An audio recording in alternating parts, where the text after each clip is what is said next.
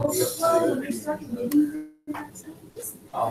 this integrates this graph. And I don't think emails I get from Slack over it's sometimes like, okay, so what should I prepare my family for? What about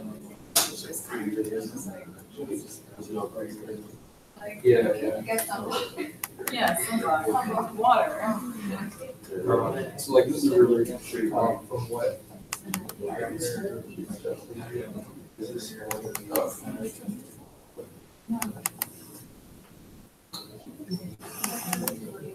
Wait, is it there's some French thing? No. No, it won't be. Yeah.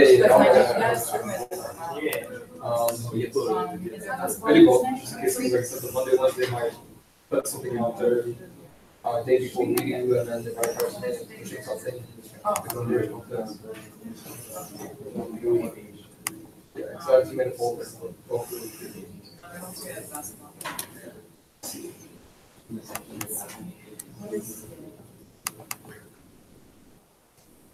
Yeah, that's fine. Yeah, let's see.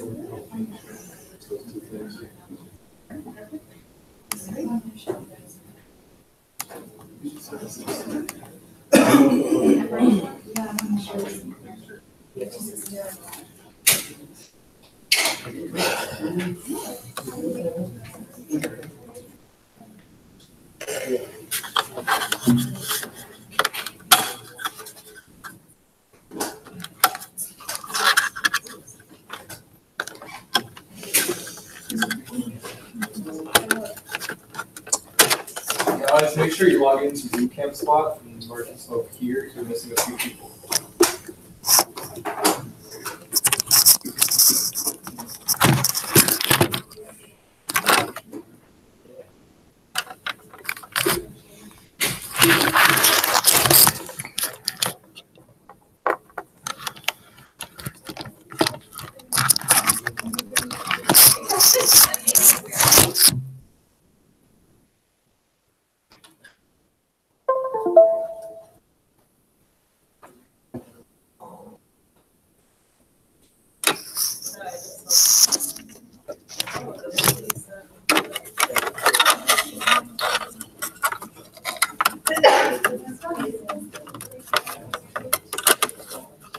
Yeah, so for this one.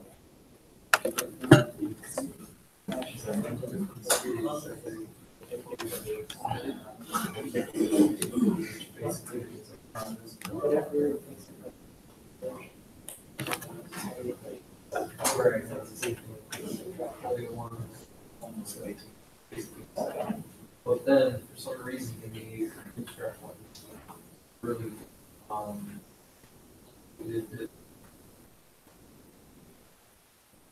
but the instructions is the same.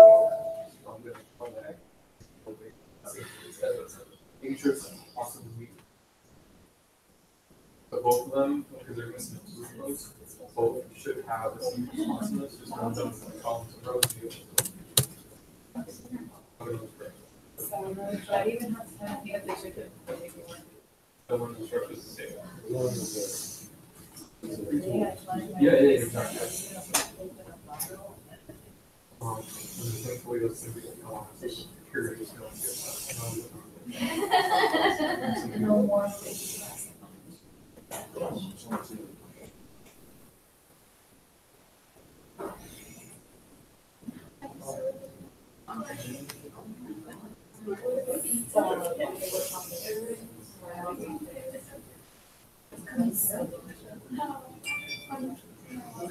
Oh, okay, I guess we'll go ahead and get started. I think we're missing like a couple people still.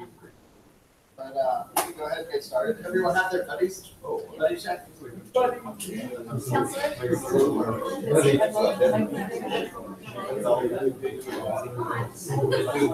I won't know. Trying to make it so.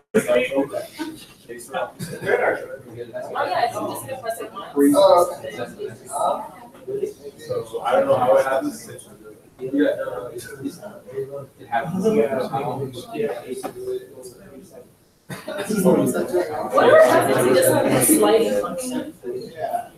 Yeah, that's good. Oh, yeah. That's not working. Hey, Jonathan, can you get these lights to work? You could get it to go down like halfway. Awesome.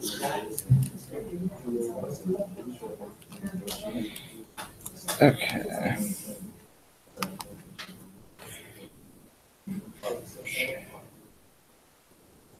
Yeah, I just Yeah. it's like the old school sliding and Yeah, I know. So much easier. Yeah.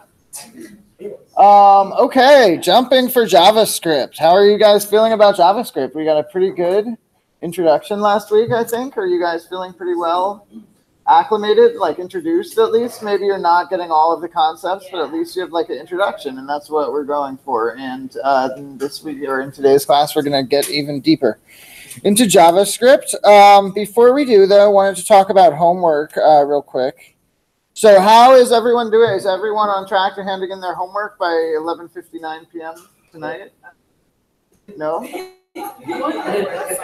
is.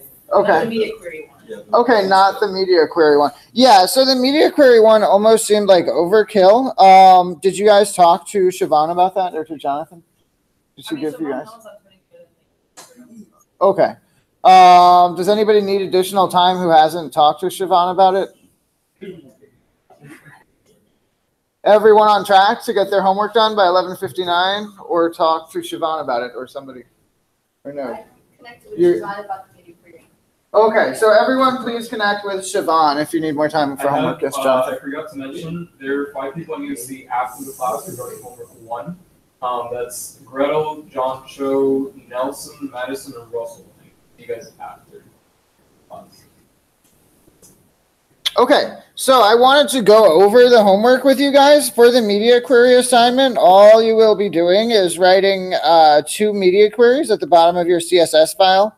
One will be for max width of 768 pixels, and the other will be for max width of 640 pixels. So one is basically like for tablet, and one is for mobile. And then the rest... Oh, and then they want you to do another one at 982. So you'll do those 3 breakpoints, 980, 768, and then 640. So you'll use this this code here, at media, only screen, and max width is 640 pixels. So have we reviewed that enough? Is everybody clear on what that means? The at media, only screen means what? I was doing at media screen and. Yeah, you can do only, so the only is optional. I think it's just a different way of doing it. But what is this saying? It's saying that it will show up on the media screen, not on print, not on Braille, not on some of the other types of media that read websites, right? So that's what that's saying, that the media for this will be screen media, either a tablet, a handheld, or a desktop. And it's saying the max width of the device will be 640 pixels. Otherwise, these styles won't show up, right? And you're going to use the code that you put inside these blocks to style your websites so that they display as they should. Let me show you how this is supposed to look in the browser. Okay.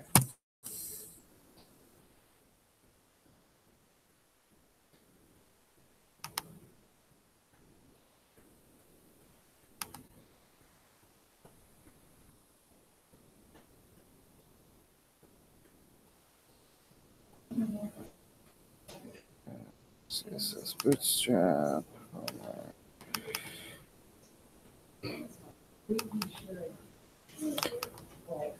Okay, so here's what the media query solution is supposed to look like in the browser. So it looks like this on a desktop layout.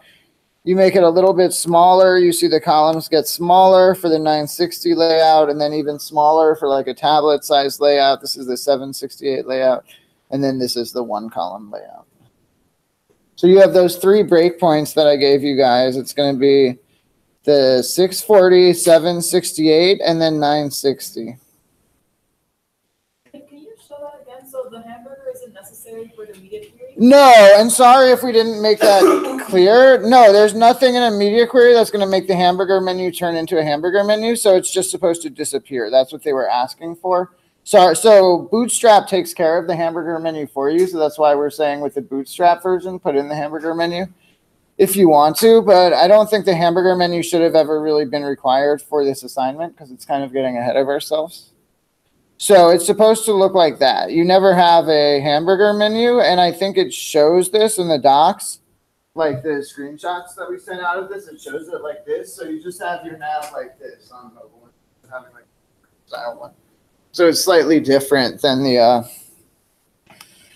Bootstrap assignment. Can everyone check the screenshots they got with the assignment and the instructions to make sure it looks like this?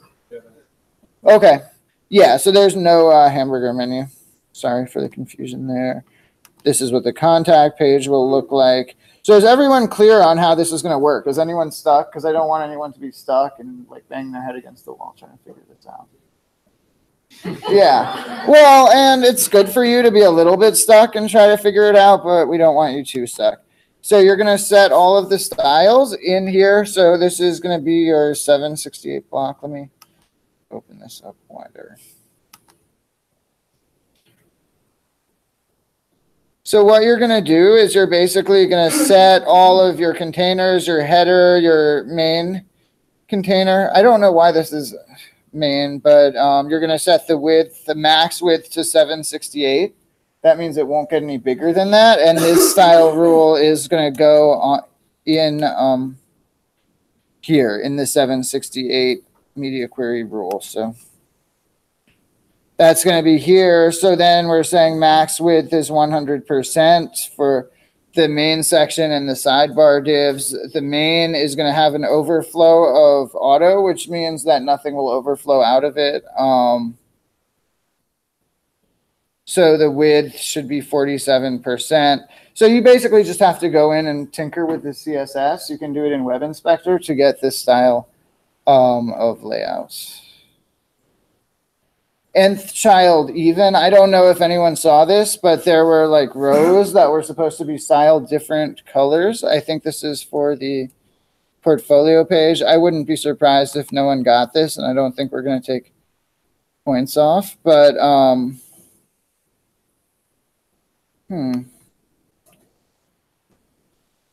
trying to figure out where they're using the nth child even and nth child odd.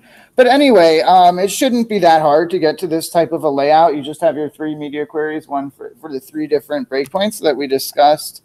And then you make the layout match the screenshots you were given. Any questions on that, guys? Like, what are you guys not clear on? I don't want anybody to be stuck.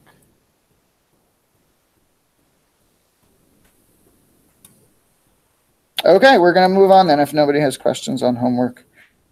What about the Bootstrap one? Is everybody pretty much good with the Bootstrap one by now? Any questions on the Bootstrap one? Okay.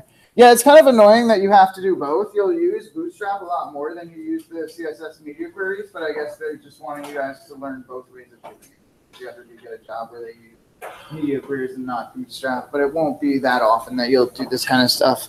But the more practice that you get with it, the better. Did anyone take a look at the CSS Zen Garden exercise that I sent out on Slack? Yeah, if you did, that's great. That's a really great way of learning CSS and HTML. That's how I first learned the HTML and CSS styling. So if any of you are still feeling like you could use some brushing up on your HTML and CSS, I would definitely recommend checking that out. So do you want me to go over the solution for the Bootstrap homework as well, or does everybody feel pretty strong with that? You guys want to see it? Yeah. Okay.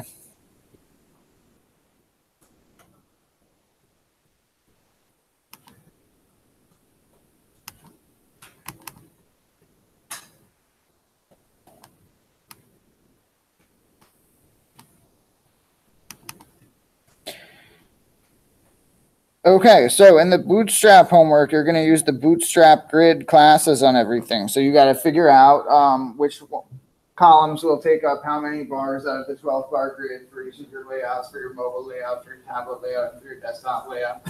Then you'll just code them with their proper classes as we discussed, right? Everyone remembers how to do that. So you have, let's open it in a browser so we can actually take a look here. Jonathan, what's the purpose for wrap? Wrap. Let's take a look at wrap. The class wrap. Start of content wrap. That I'm not sure of. However, we'll take a look at it in the browser. It shouldn't be that complicated though. It should be pretty easy to get all of this figured out. I didn't write this CSS, so I don't really know. I mean, sometimes you just have to look at this stuff and, you get it as you go. And that's really what CSS is. There's no tried and true way. I mean, as you get more practice with it, you learn things, but a lot of it is just kind of learning as you go. So let's see, Bootstrap.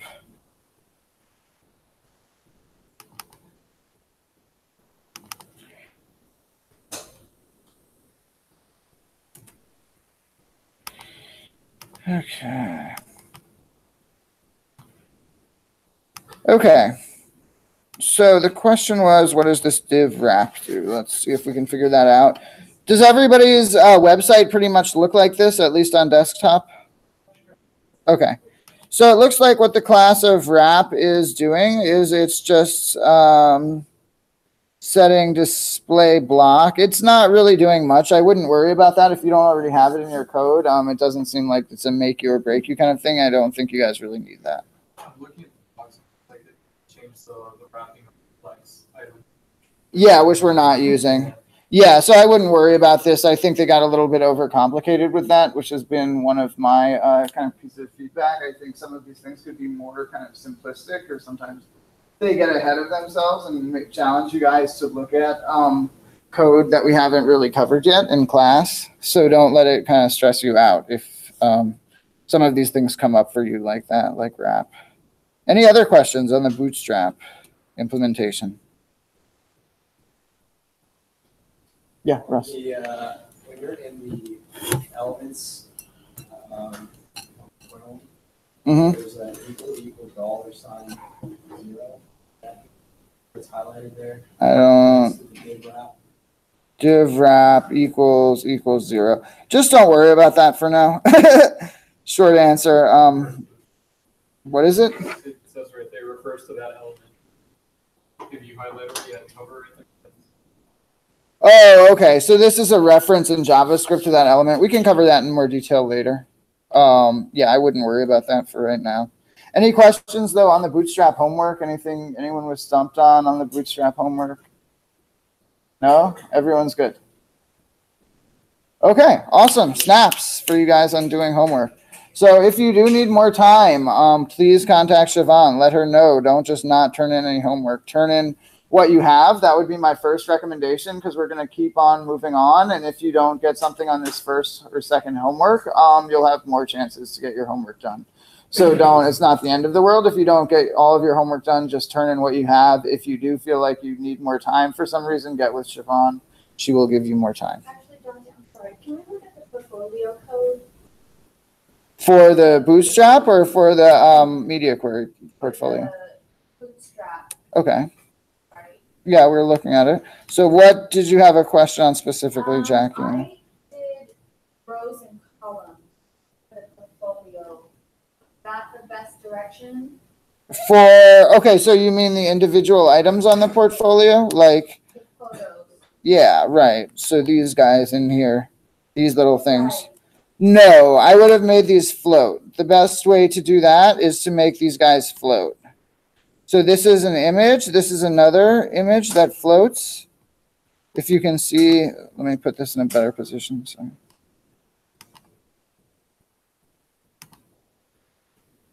Okay, so this is an image. This is another image. There are no rows or columns. These all just are set to float left. So because they're set to float left, they float next to each other. Where's the text box? In this solved example, it looks like there isn't any. I don't know why it asks you guys for that, and it's not in the solved example. But that is what we have. So as long as you can do this, you will not get marked wrong.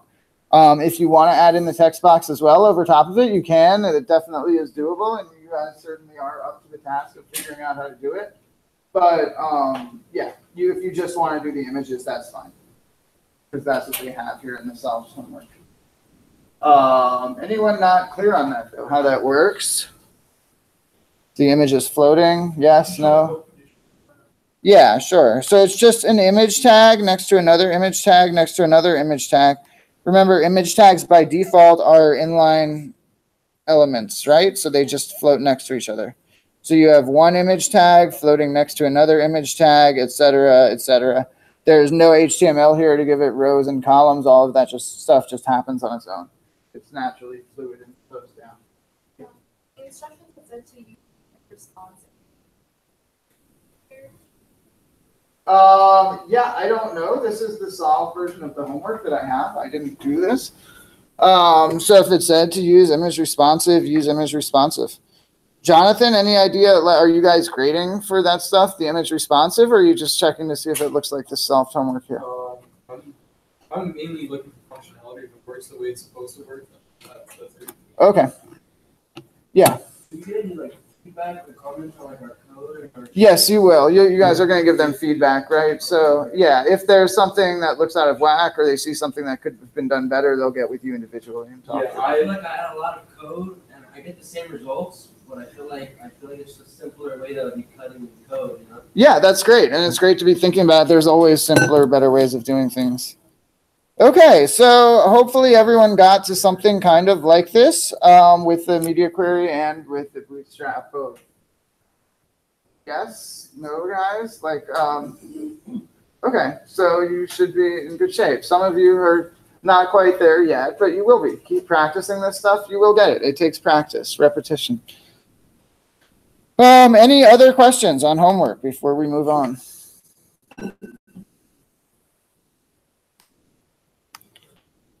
Okay.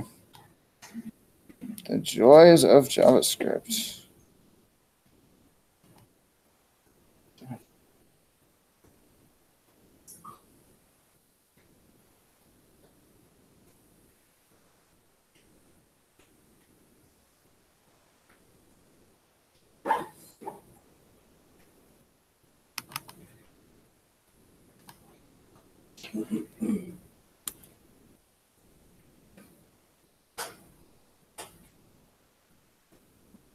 Sorry, guys.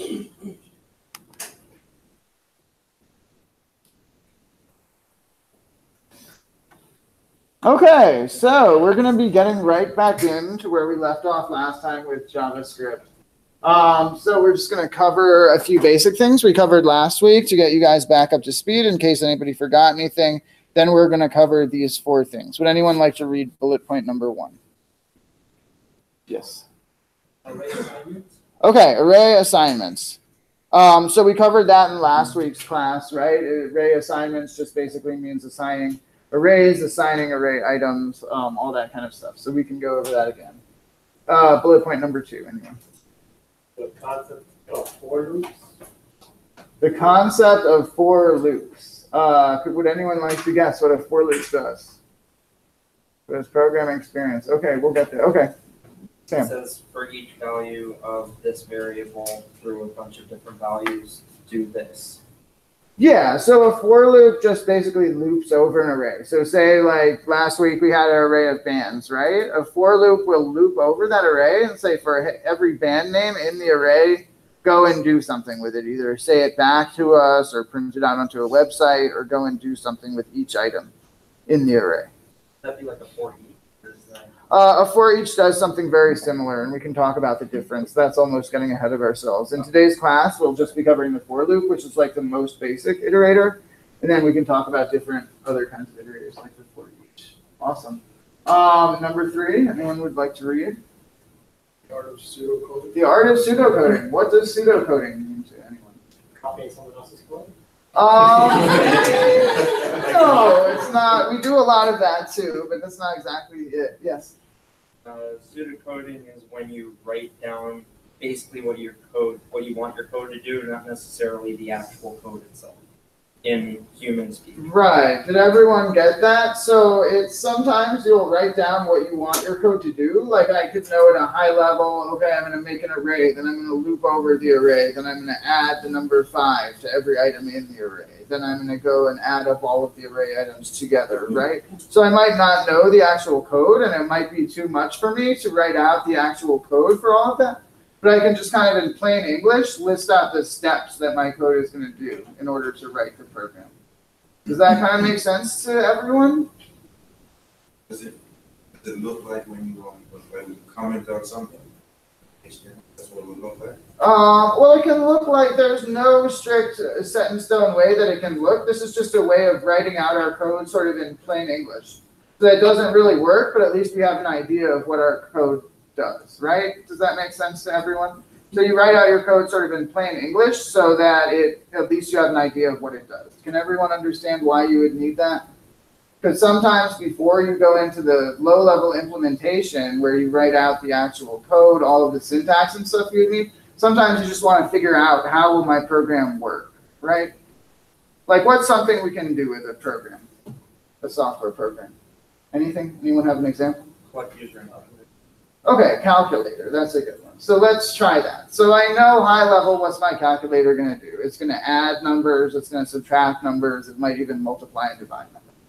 Right? So at a high level, if I want to come in, I say, okay, so how is this going to work? If I know I'm going to get some number, then I know I'm going to have to add that to another number, right?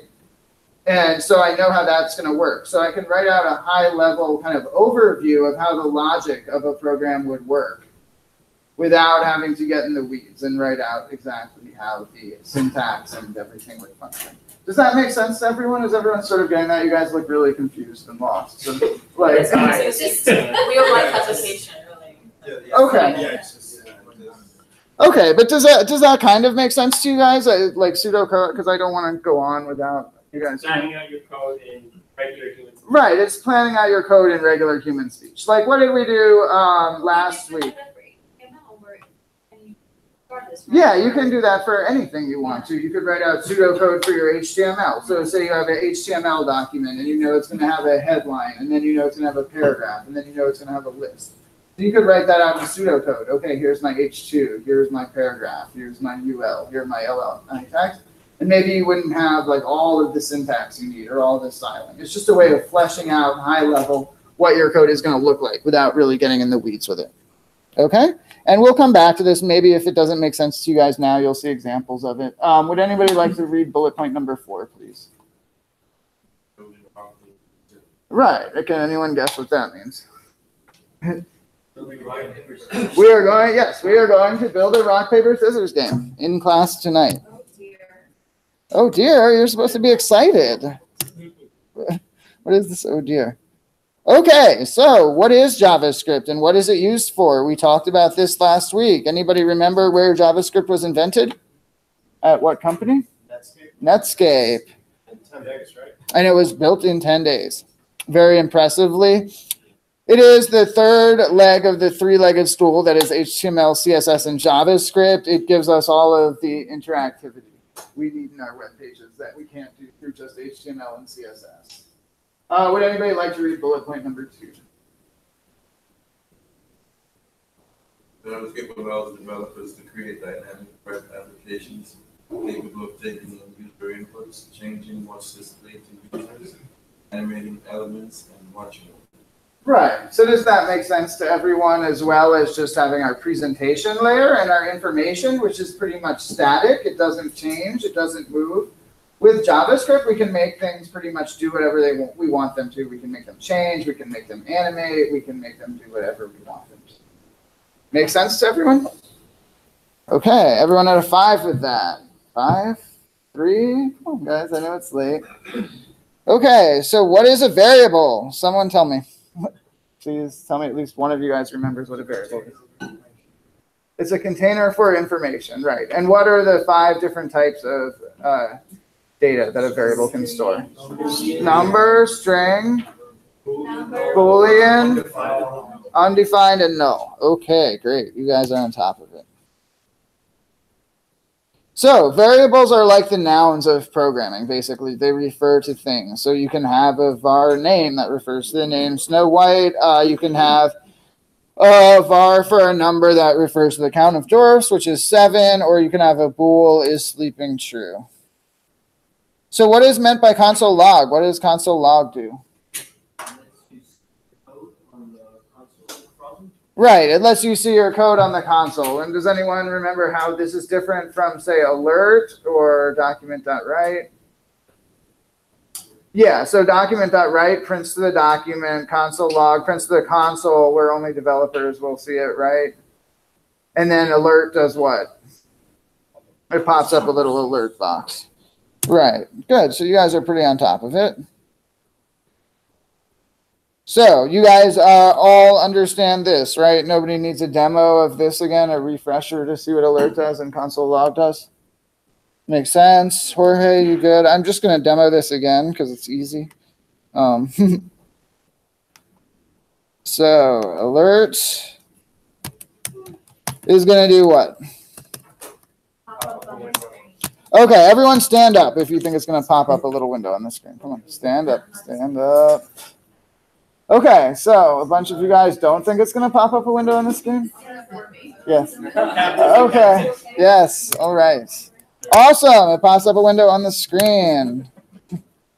Let's get into something a little bit more complicated. What happens if I do console.log?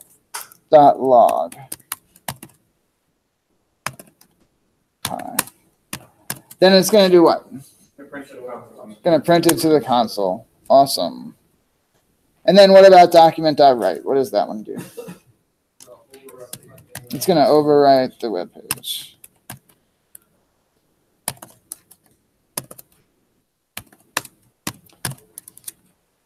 Okay. You guys remember what confirm and prompts do? How we made our little applications using the confirms or prompts. What kind of a variable does a confirm save? What data type? A Boolean. And a prompt saves a string, right? So how do we write text to the HTML itself? We just covered that document.write. No, and we'll be getting, this is just to kind of get you guys used to JavaScript and how it works, and we'll be getting into the better ways to write to web pages later that doesn't actually overwrite everything. So how do we check conditions? Anyone remember what these things here are called? Conditionals or if-else statements. So this will do what? If my confirmed sushi variable is true, then what will happen here? It will pop up this window that says you like sushi type exclamation. Yeah, you like sushi type, whatever is stored in the sushi type variable, exclamation point. Otherwise, if confirmed sushi is not true, then what will it do? It will check the ginger tea. I don't know if you guys can see this. It says confirmed ginger tea. So if ginger tea is set to true, then it will do what? It will pop up a window that says you like ginger. It will pop up a window that says you like ginger tea. Otherwise, it will write to the document what? You don't like sushi or ginger tea. Okay. So what is an array? Anybody know? I'm going to start. Lauren, what is an array? Array holds a group of variables or objects. Right. An array holds different variables or objects. It can be data types. It can be any one of the 5 primitive data types: string, number, Boolean, undefined. Null. It can even be another array. It can be objects and things we haven't gotten into talking about yet. So that's all an array is. It's basically just like a list. It can hold strings like people's names. It can hold numbers like the numbers on a dice. And it can hold a mixture of strings and numbers. So now you guys are going to get to dissect some more code, similar to the way that we did last week. You can work with your partners or your small groups, however you're comfortable. And you will have 3 minutes. So let's do this laser quickly. TAs, do you guys have that ready? All right, I'll tell you all when to start. Let me know when that gets sent out.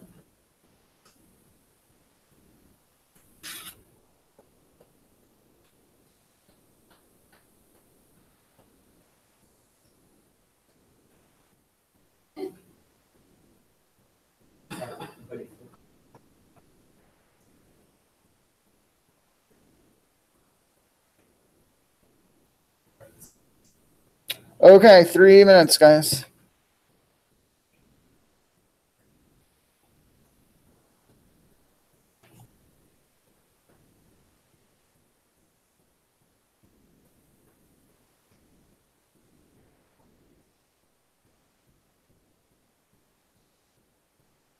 Work with your partners, work with your small groups. Yeah. This one? Because it says only. Yeah. Do the other one. Yeah. Okay, cool. This should be fine. Did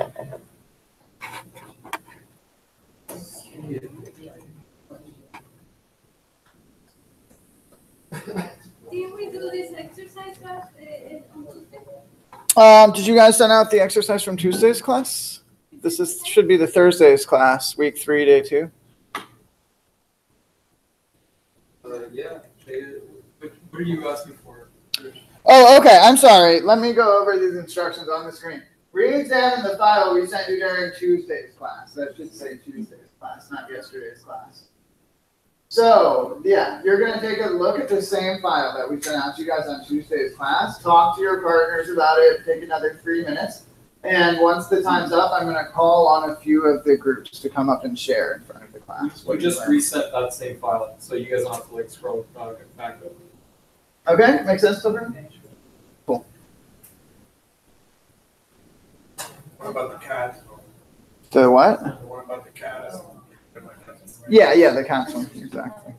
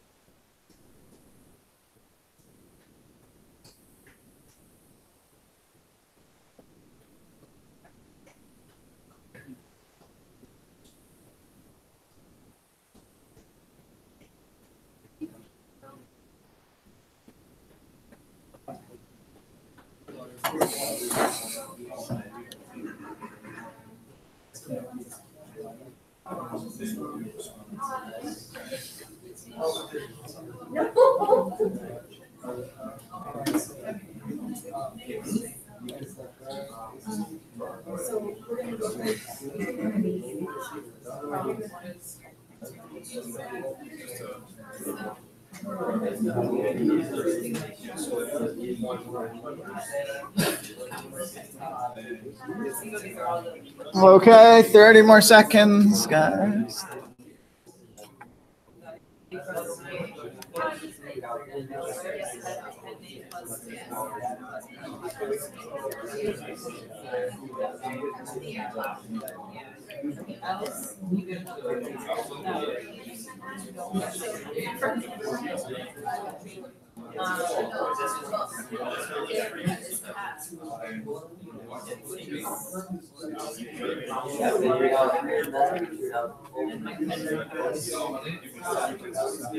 Okay, let's bring that to a close. Snap.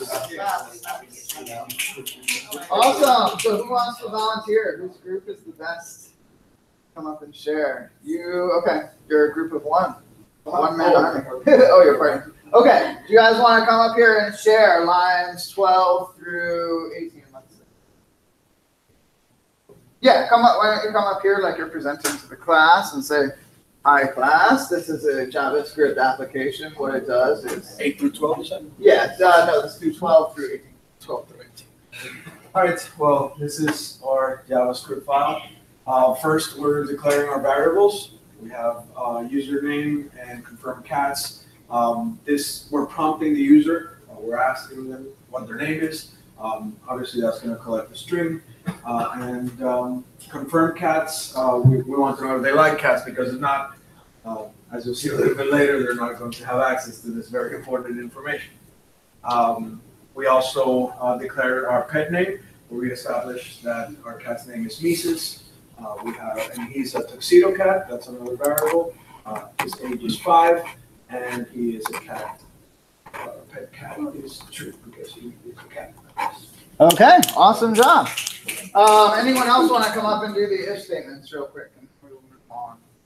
Any of you guys not going to learn? No? Come on. Yeah. So yeah, we'll have to do 20 through 25. And so with confirm cats, which is if it's true because it's a confirm. So it's going to give you either okay or cancel. If they press okay and then it holds the value true, then it's going to alert you at the variable like value of pet name, which is easy, companion with a space, at type, it's equal at age, which is 5, I think. Yeah. Right. If confirmed cats is set to true. If they don't like cats, what happens then? Then you get a pop-up that reads, "You don't get my cat's information." Oh. Okay. Okay, awesome job, guys. So it seems like, do you guys feel a shift from where we were on Tuesday? The beginning of the night? Do you guys feel a little bit more comfortable with this at least? And if you don't yet, like, we still have more time. We're going to get to work on this stuff for another 5.5 months. So you will have plenty of time to get this. But I think you guys seem a little bit more confident with this stuff than where we were a couple days ago. Any concerns on JavaScript? Any comments, things you guys would like to share with the class? You feel okay with it, right? Sort of. That's probably where you should be. All right. So we're going to skip this next exercise since we took some time out to go over homework and stuff. Array setting. Okay, so I just want to make sure we stay on track here. Oops.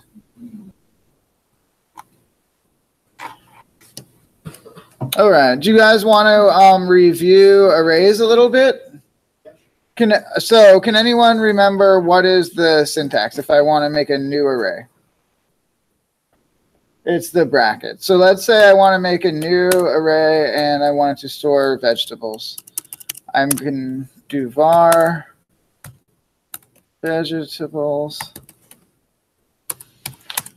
equals brackets. So you can do it like this. Another alternative way to do this, just so you guys know all the different ways, you can type new array and then parentheses after the array. That will do the exact same thing as the one that I just typed, the square brackets. They're just two different ways of doing things.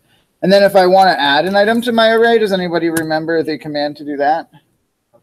Push. Okay, what is a vegetable we can add? Somebody's favorite vegetable, broccoli. Is that spelled right? No, definitely not. B-R-O-C-C or just C? C-C-O-L-I. Okay, broccoli. All right, another one, cabbage, maybe. Cabbage. Okay, one more. Carrots, okay.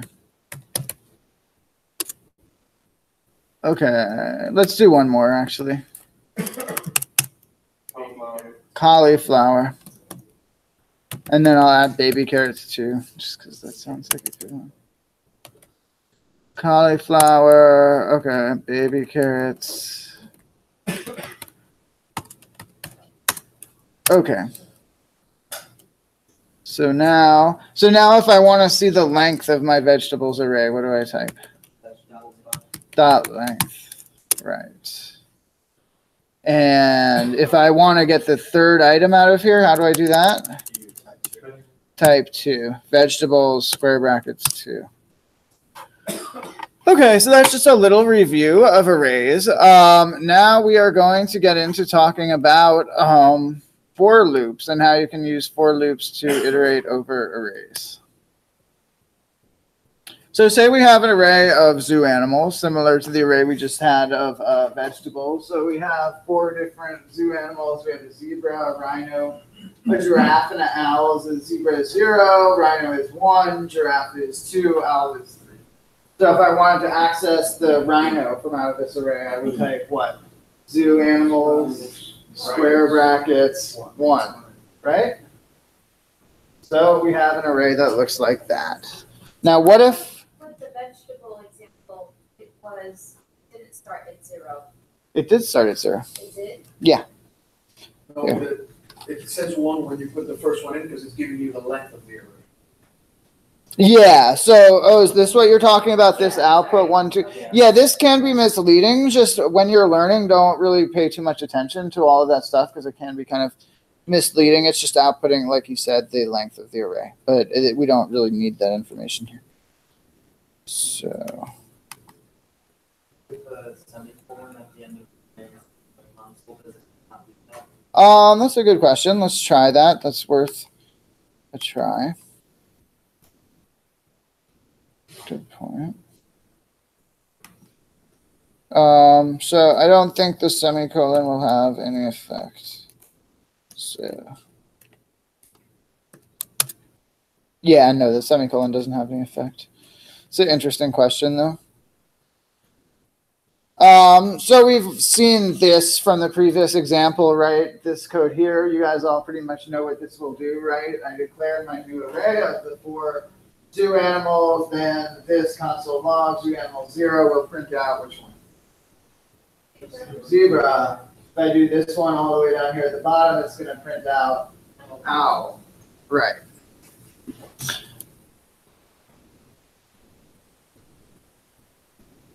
So, what's wrong here? Can anyone see something wrong? Oh no, giraffes. Okay.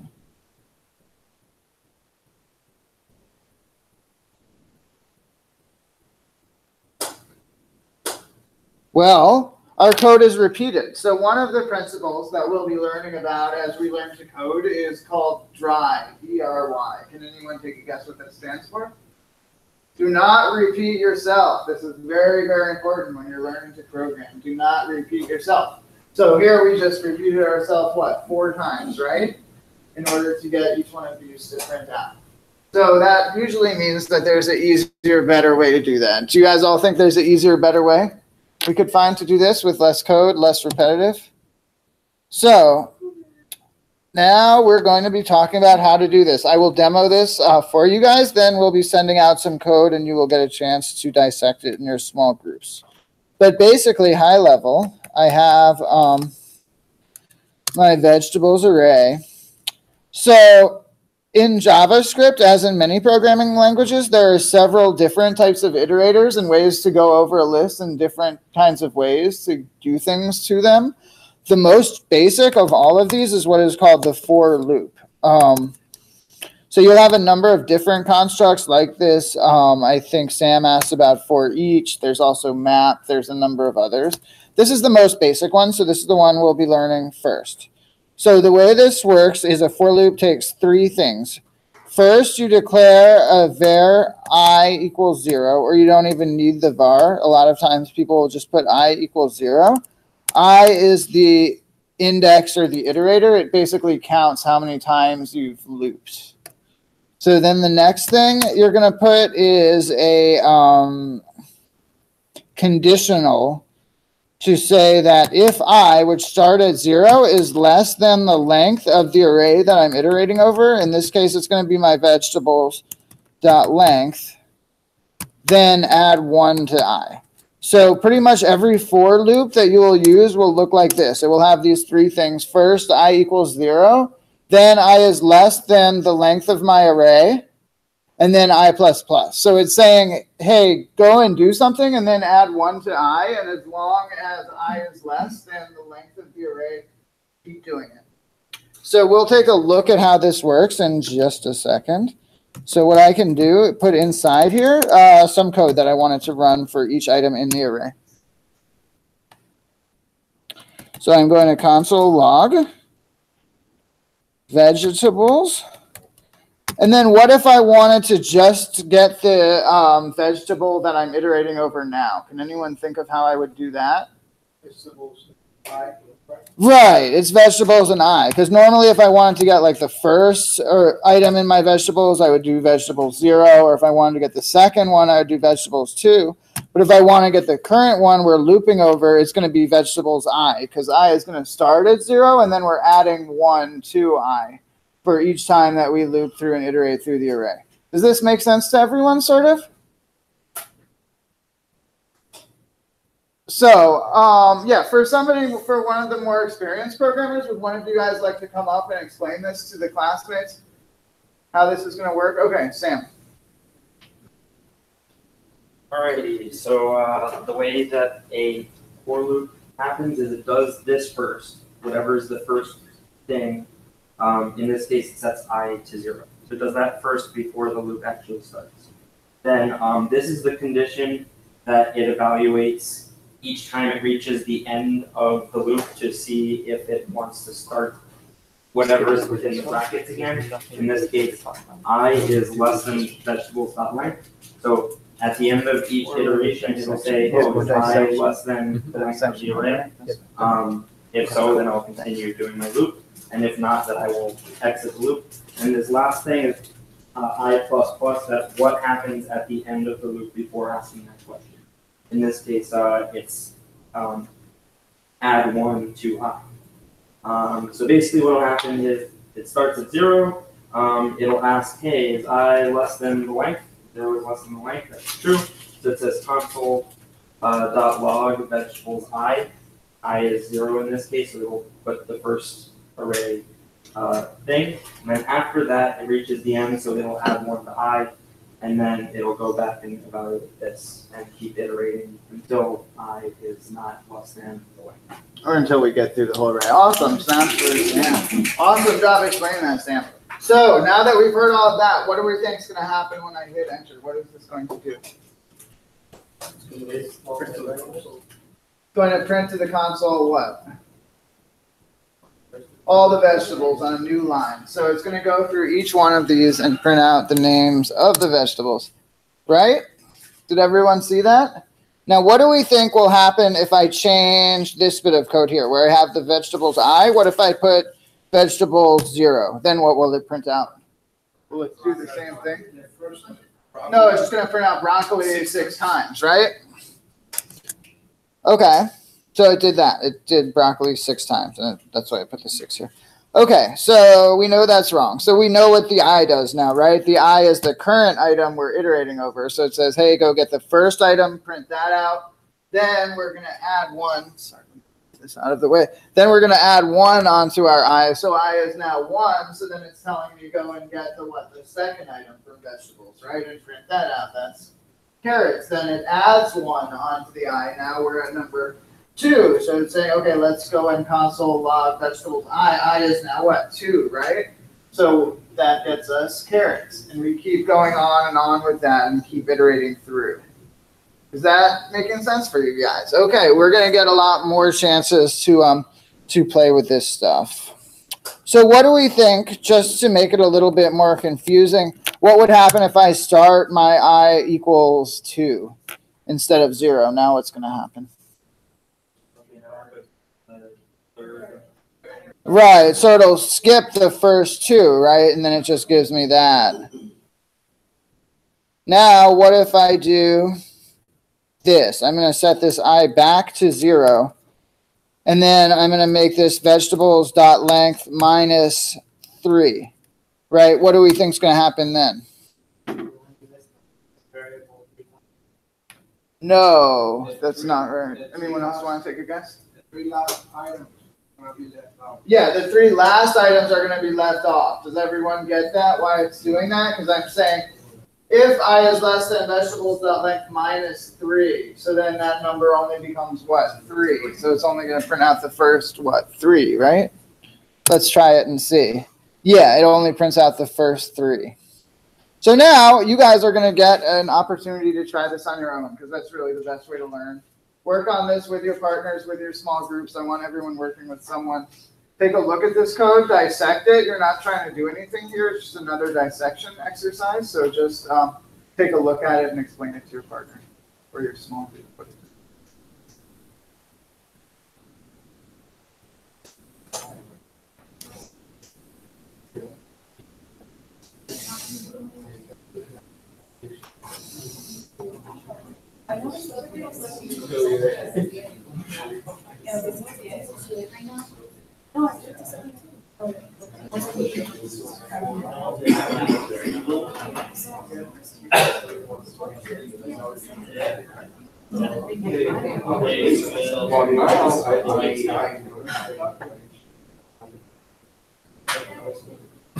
So everybody see the instructions on the screen. Work with your partners. Explain to each other each line of code. If you feel stumped, if you don't understand what one line of code does, Google it.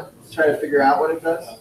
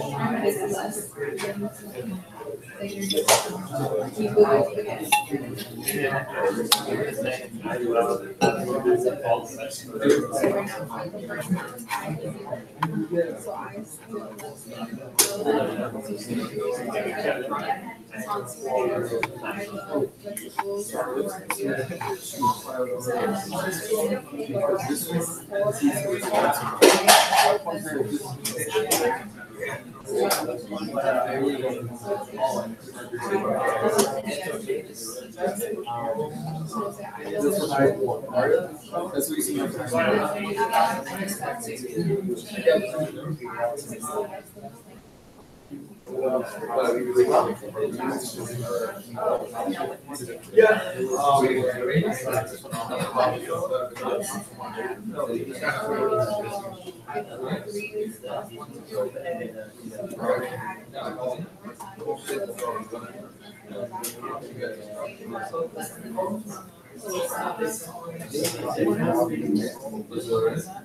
Oh yeah, you only give me this. No,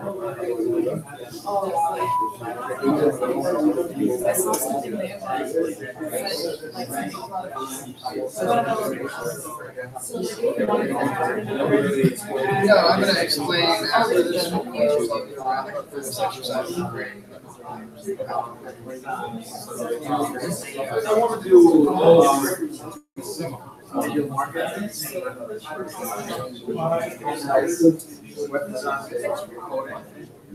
oh, well, you used to do that. Oh, we have is that this one?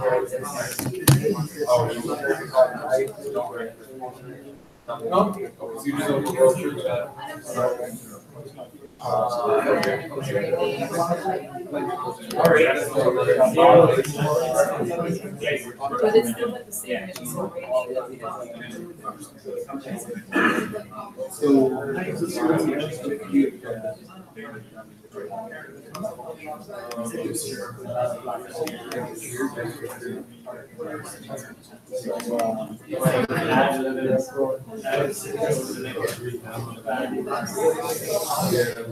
I don't think so. Yeah, okay. Okay,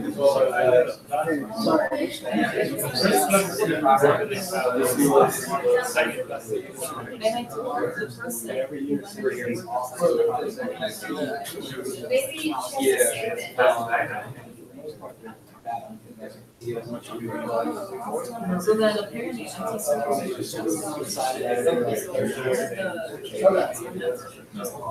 Okay, how's everyone feeling about that?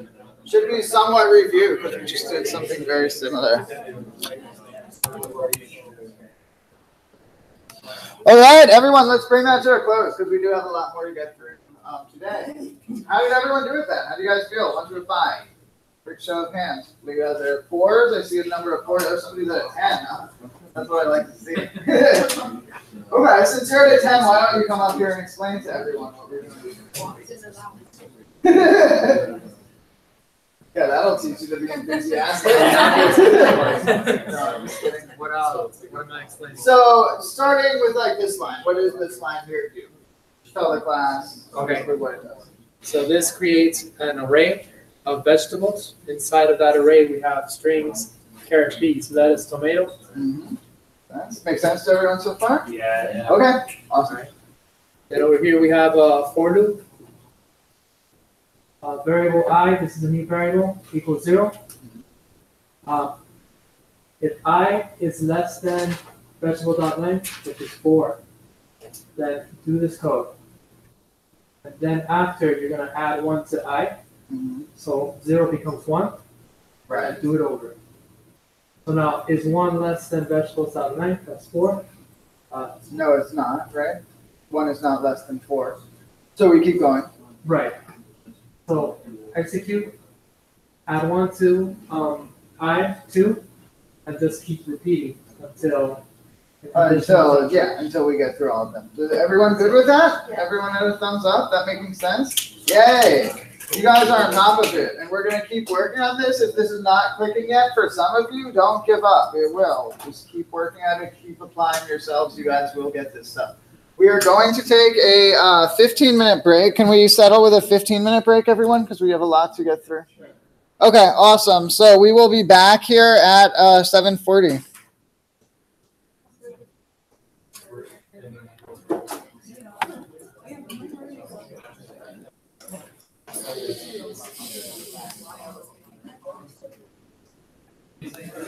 Okay. One question about the when you have the I and the double plus sign, is the double plus itself what's telling it to loop? Yeah, so that's a good question. The double plus just tells it to add 1 to it. So every time you're going over the I, you're adding 1 to it. This is all just adding 1 to it.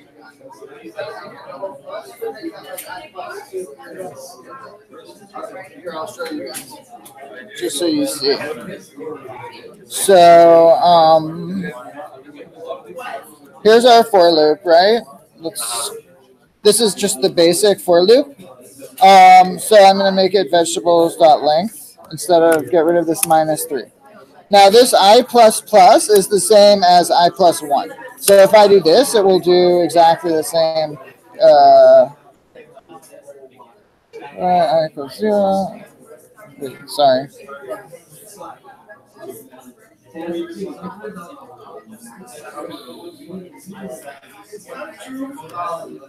Sorry, guys.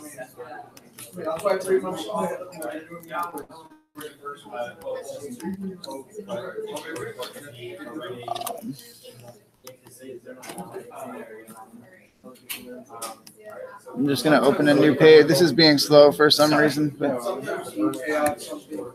Okay. So.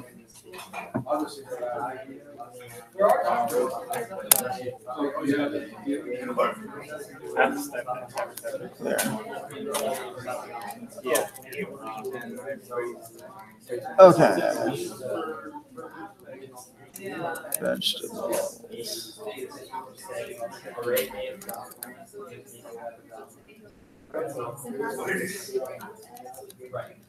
Baby carrots. That's your one update. But you can't have it. Okay. Carrots. So now we have 3 things in the array, right? Right. Okay, so now we're going to go to our loop.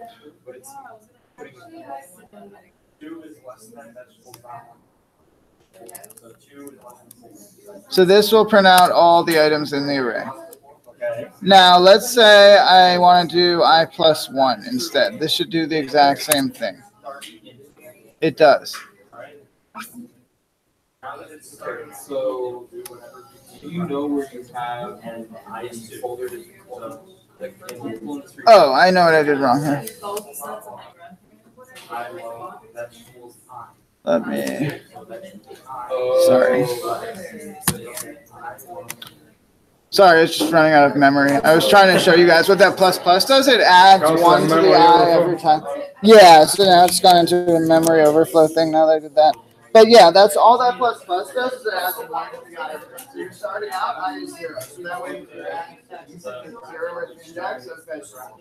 Then it adds 1. I can learn to understand you much better if I can get familiar with the way you talk. I need your permission to help. Okay, so it's just adding 1. Plus just adds 1 to whatever. It just adds 1 and saves the value to I. Because if you do this, it doesn't save the plus 1. Right. And that's why it's crashing. Professor, yeah, sure. Does the strings behave like an array? Strings behave like an array, yeah.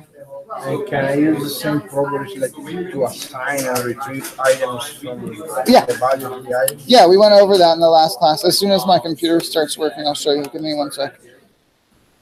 Sorry, it's being slow. I was having trouble Because I started the homework of the game, the Hangman game. Yeah. And I was trying to create on a write that is on a string that is all Dutches. Okay. And I'm trying to build that string, and I have no idea why it isn't working. Okay, we can take a look at that in just a second. I'm just trying to bring my computer back here. What system are you using? This is Chrome OS. Yeah, it's being slow right now. Yeah, give me a sec. I'll come get you. Okay.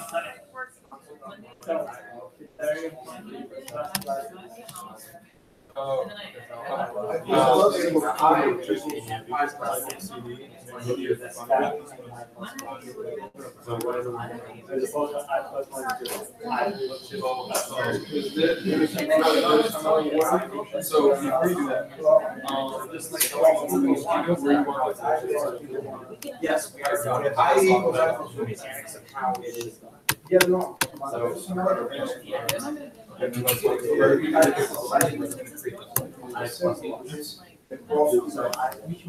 Oh, yeah.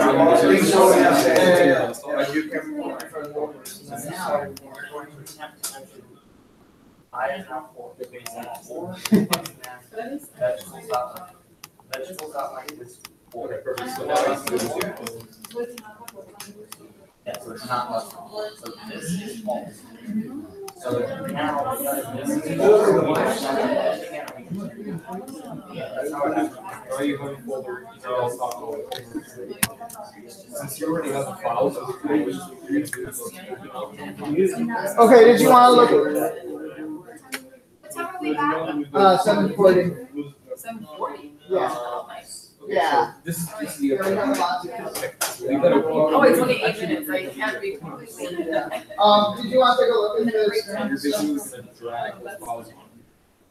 Just share. Platanitos too. Right. Copy. So basically strings, they behave the same way as arrays, right? So say we have the string Lucas, then I can do, say I wanted to get the second index of it. You can just do something like that, right? That gets you index 2. Is that kind of what you're asking? Mm-hmm. And where is it if I can change, if I want to change that C for an F, for example, whatever. Okay, so then just do that. Lucas 2 equals F, let's say. And so let's make it equal a var, so var. String, yeah, so let's do the same thing, Lucas. Yeah, like I'm saying, right now I'm only doing this in favor because to my. Right, so then we'll set like the third item of it, say string 3 equals F.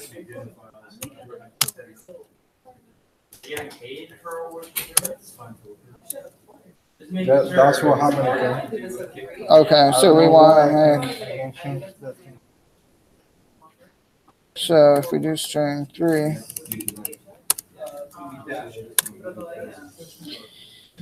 so you're asking how do you replace, Yes. like you want to replace the third item? Specific items in there.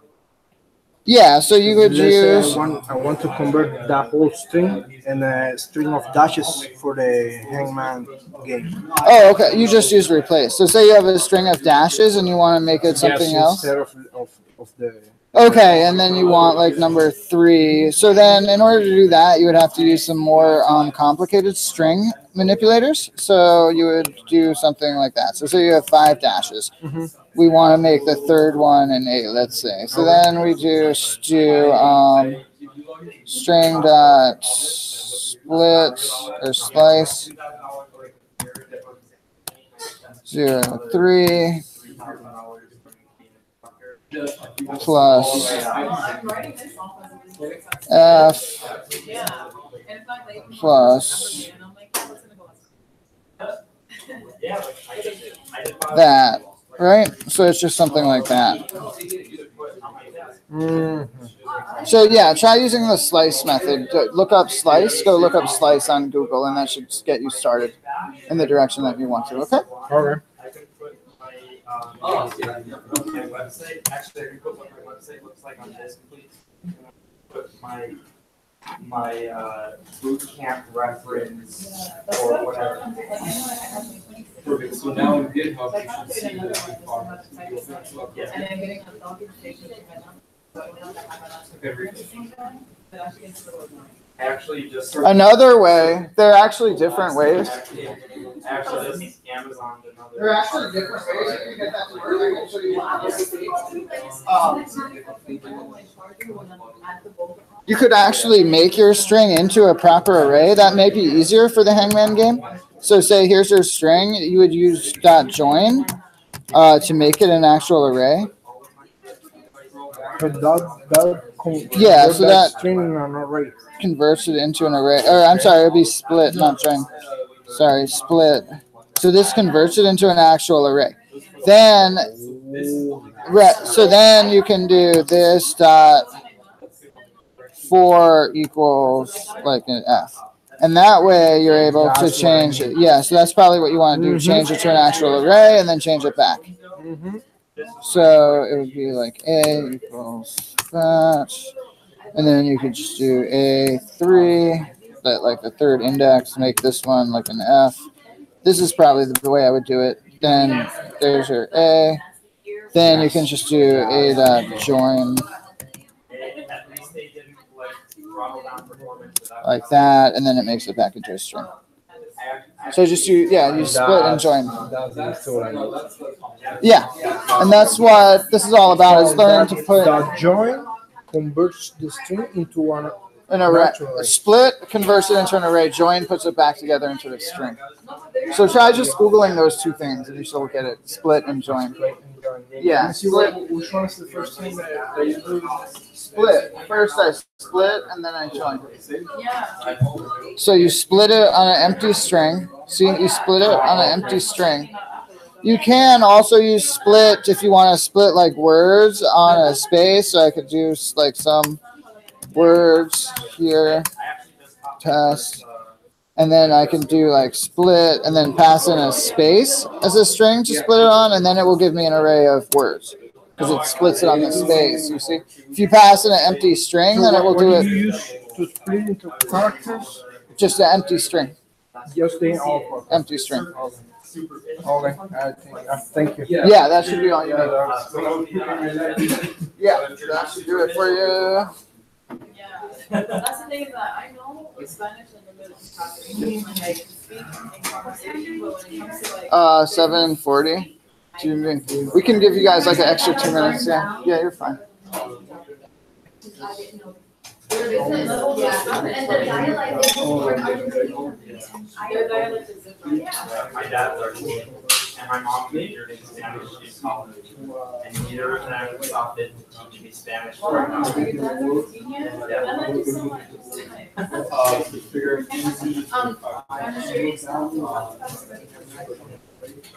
especially for I think what I'm going to do, like I was telling you about the whole diving thing again, I should just read the book my son. Like I was so pissed with this kid who was like, oh, I have a test on Friday, and I would go off to like, sorry, dude. So from now on, like, someone's tutoring on Tuesday or Thursday. Sorry. Hey, so I texted all of my students. I texted all my students at the beginning of the semester. By the way, I have a Tuesday, Thursday class, and keep that in mind. If you need to, welcome to the real adult world. You guys are in high school and everything, or your parents, so you should know better. If you need to, talk to the teacher. If you have a syllabus, look at the syllabus. They should have, like in college, they have the days where the exams are supposed to be. You know at the beginning of the semester when they're supposed to be. If you know you have an exam this Friday, talk to me before Thursday about when you want to be tutored. Seriously, it's about, just respect and. Like, with this class and all the tutoring and everything, I have to like plan out when I'm going and just hold it, plan out when I'm going to That's why I do meal planning. The meal planning Well, services. these guys have these crazy jobs too. Oh, yes. The repo for the homework, settings, and at the bottom, your source. Oh, you did that? Okay, then that URL that you get is this one. Okay, perfect. So then that's all I need. That's all I need. Perfect. Alright, thank you. So is it like they send you, or you have, Yes. they like tell you you should get this and they hear this? That's what I was looking at. Oh, okay, so you look like you submitted the questions.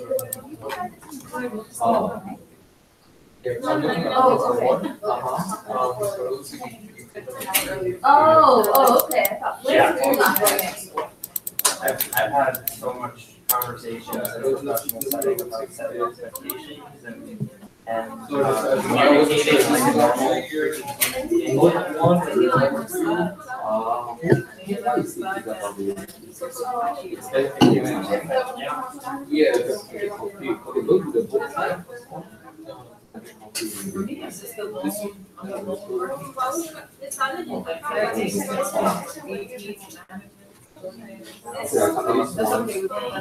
And I got all included in it.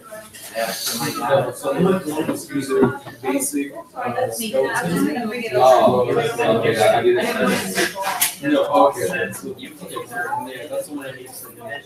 Which was either or you can find another job.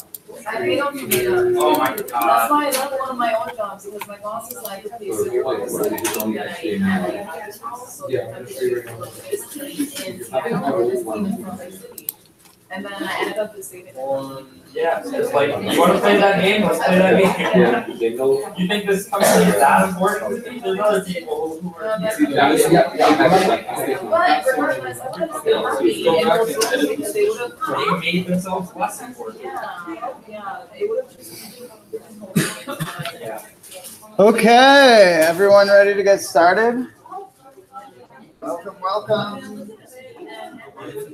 So TAs, can we slack out the next exercise? It is going to be Loop Zoo. Yep.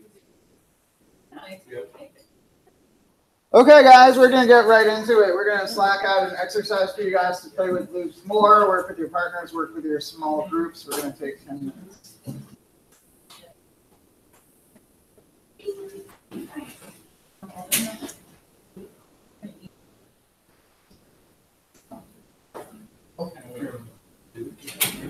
Yeah, I need like an actual. I can't.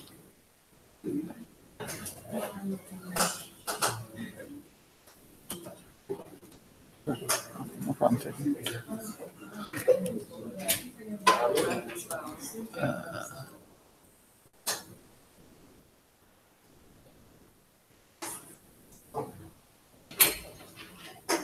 Do you want us to select the solved and then have them dissect that, or do the unsolved and then try to Unsolved. unsolved where? Okay, because they have like functions and stuff like we haven't covered yet. Oh, okay. We just want to. Yeah, I guess I can go over it and say that Yeah. here.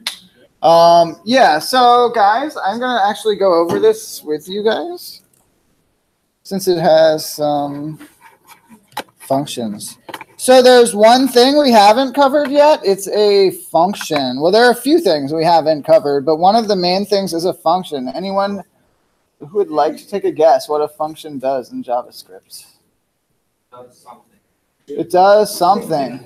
That's a good explanation, actually. Do you want to keep going with that, Sim? Couldn't really think of anything better. It performs a task. Okay, that's good. Lauren, yes. It's like a set of operations that we want to make that can return a value or can just perform something that we can call that anytime we want and we don't have to repeat that code. Right. Did everyone hear that? It's like an encapsulated block of logic. So anytime we don't want to have to keep repeating ourselves over and over again, we just call on this encapsulated block of logic. So a simple example of a function would be like, say I want to add 5 onto any number, right?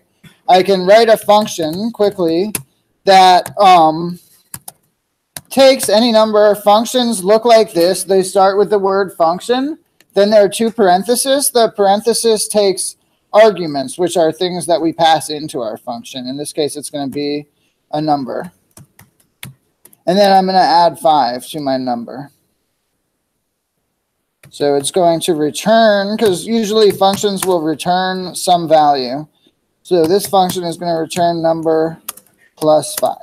Now in JavaScript, there are 2 ways that we can name our functions. I can name it like this, add 5 to number, or I can set it as a variable. More commonly in JavaScript, you'll want to declare your functions like this. And for the purposes of this class, I will ask you guys to declare your functions like this. So it'll be var add 5 to number equals function, right? Yes, for the purposes of this class, it gets kind of complicated when you talk about what's really the best practice. It's not really a cut and dry answer. But for the purposes of this class, this is how we will be defining functions as variables. Because in JavaScript, functions are what is called a first-class citizen, which basically means functions get treated the same way as any other type of data gets treated. So the way we treat strings, the way we treat vars, the way we treat booleans, the way we treat nulls and undefines, functions work exactly the same way as that. As far as JavaScript is concerned, they are just another kind of data. So now I have my add 5 to number function mapped out. So what do we think is going to happen if I choose something like this? I'm doing add 5 to number and I'm passing in 6. What do we think is going to happen? It will add 5 to 6 and it will give me 11. So anyone who doesn't think it'll be 11, stand up. Okay, everyone thinks it does. And you guys were right. So what if we want to try this on a bigger number? What if I try it with 65? What is it going to give me? 70. Awesome. And then what if I want to make a new function? What if I want to add 10 to any number, say?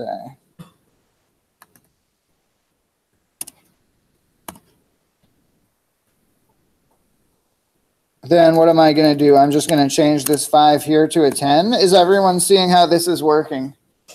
It takes one argument here. This is the number. So I'm saying take some argument, a number, and return that number with 10 added to it. Then I can just do this, add 10 to number 4, and this will give me 14. Right? Okay. Yes. Did somebody have a question? Yes. You don't have to explicitly name the data type of your argument. You don't have to. No, you don't. So in other higher level languages like Java, you will have to explicitly name whether if an argument is a string, you'll have to say, hey, this is a string. In JavaScript, you do not have to do that. JavaScript is a really easygoing kind of programming language, so you don't have to do a lot of the stricter things you have to do in Java. Yeah. Russ. Is the return required? No, it's not. And in this case, it will do pretty much the same thing. So if we do this without the return, the short answer is that you should have the return. It doesn't actually spit it back out. It's just going to add it. So you do need the return in that case. Yeah, that was a good question there, Russ. So you guys all have this exercise now. I think we're just going to have you guys do dissection for 10 minutes. So talk to your small groups, talk to your partners. This, I guess, involves some for loops and also functions. So you guys will get 10 minutes to work on this. Everyone have the exercise? Yeah, that's what I said. Or are we supposed to add a function? No, you're just supposed to add a function. So this is a magic. Yes, there is no function. I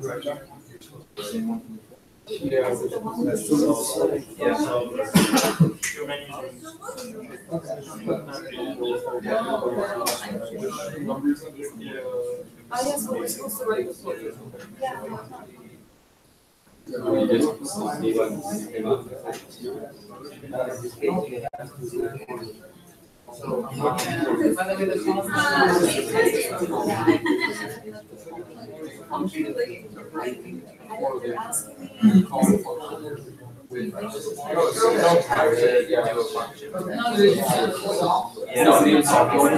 Yeah, send out the solve. So we're going to send you guys out the solve version of that too. Just dissect it with your small groups.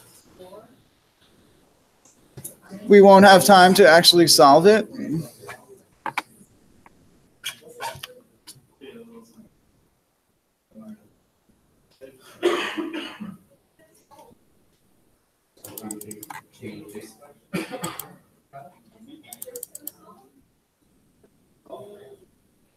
Everyone have the solve version?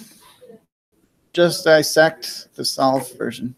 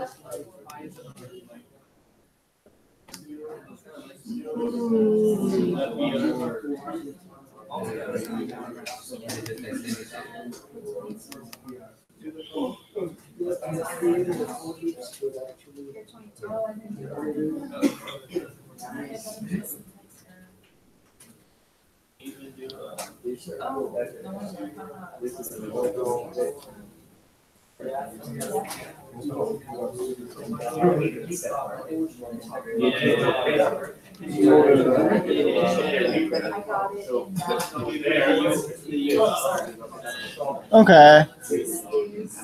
How are you guys doing with that? Making sense to everyone? Everyone's level of understanding with that activity of 4, 3? You guys are about 4. Awesome. I'm going to give you 2 more minutes. And then we'll go over it as a class.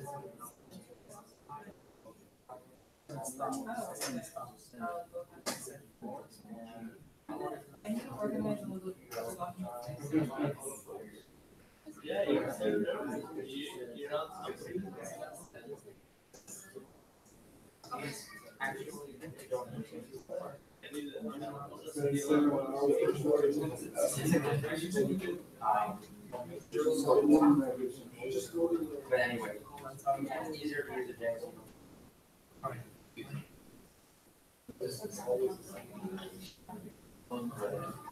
But yeah, if you're the API,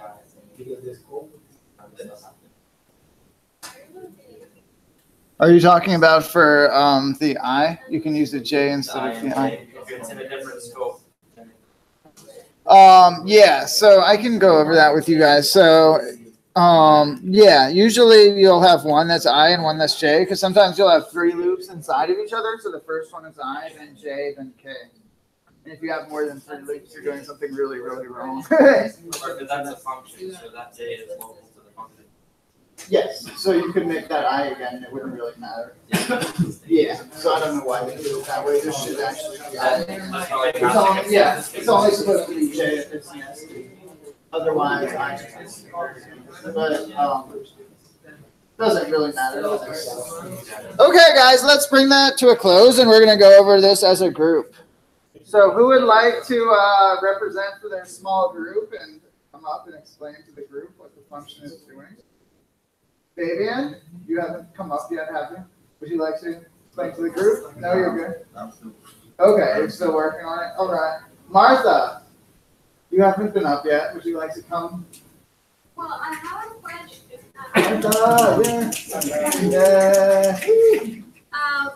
Before I explain, what is this? It's not named in the code. Oh, okay. So Is it this. I don't understand? So this is a function, right? We talked a little bit about functions. We're just getting into them, so it's okay if you don't understand. Maybe you're just coming back from the bathroom or something when we covered functions. I thought that you needed to mention this. Like it needs to be named. Like zoo animals. I get it. It's here. Variable zoo animals. But here, the list, Okay, this variable list is not defined, so that's your question. So Yeah. that's a good question. Did anyone else have that question? Where is this list coming from? So when you write a function, sometimes the function takes arguments. Wait, you're not done, Martha. Okay, well that's okay. I'll explain this part and then you can start with that part. Okay. So sometimes when you declare a function, your function will take an argument, right? Like I showed you guys the example of add 5 to any number. So it takes any number, right? And then it adds 5 to that number. So for that example, my one argument that I'm passing into the function was number, right? So it takes any number and it adds 5 to that number. So you get the opportunity in JavaScript when you define a function to list out arguments for that function that you can pass in. So for instance, this is a function. Of data? It's not what type of data, it's the actual data. It's not the data type, it's actual data that's getting passed in. And this will make more sense as I explain. Well, yeah, but if you put a number, for example, and then you try to pass the function as a string, it'll give you an error. No, that's just the name that you're giving it. Yeah, let's back I up. see. We might be getting a little bit ahead of ourselves. we back up. So this is a function called log array. Now what this function does is it takes an array passed into it and it console logs every item in the array. It logs that to the console, right? So if you call log array, like we're doing down here, and then pass in zoo animals, the array zoo animals that we have up here, we're passing this in here as this argument. So then this list becomes zoo animals. We're passing in zoo animals to this log array. So now this list argument becomes zoo animals. So now list is referring back to zoo animals, which is referring back to here. Is that making sense? So now everything that we're doing on list.length is telling me the length of what? The length of these 4 things in zoo animals, right? So we're taking zoo animals. This is now a thing. This is a list of 4 animals. We're then passing it in here. So this log array. So this takes it as a list. So now when we're doing things to this list, like getting the length of this list, we're actually getting the length of this list here.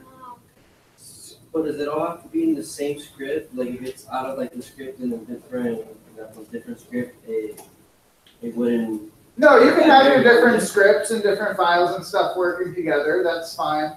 Because it all gets loaded into memory when you load your web page, right? So say I have my zoo animals off in one file. That's in script1.js. And then I have a function in script2.js that loads it.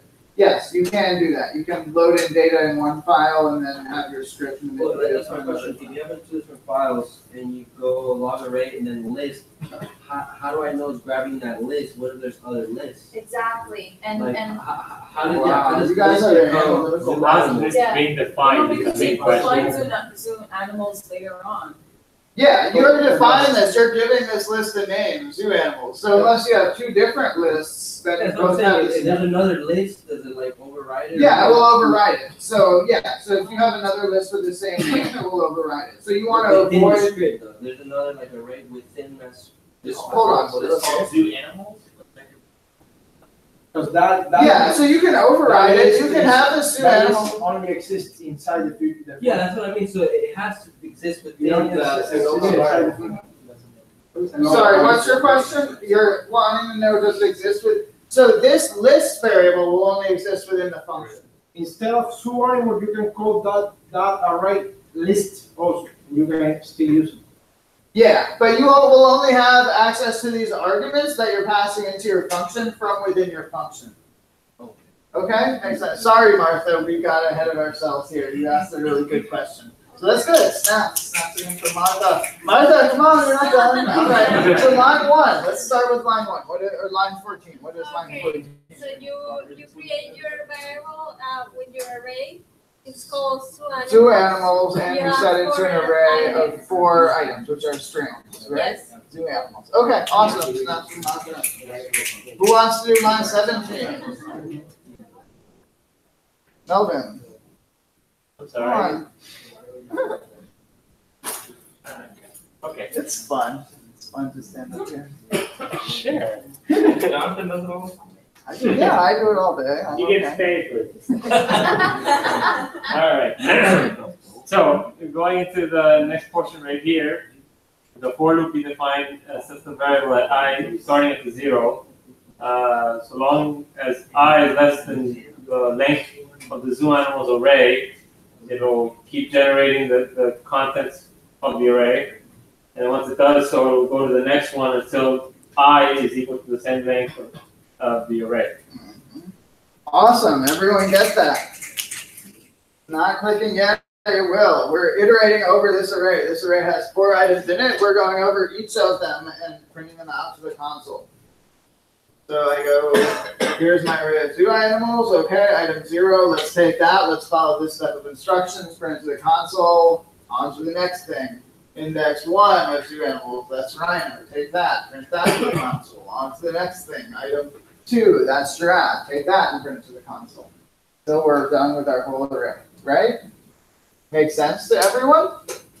So who wants to come and explain this next crazy contraption we have here? Function, Sam. Oh shoot, my foot's asleep. See, that's why we have you getting up out of your seat. Okay, cool.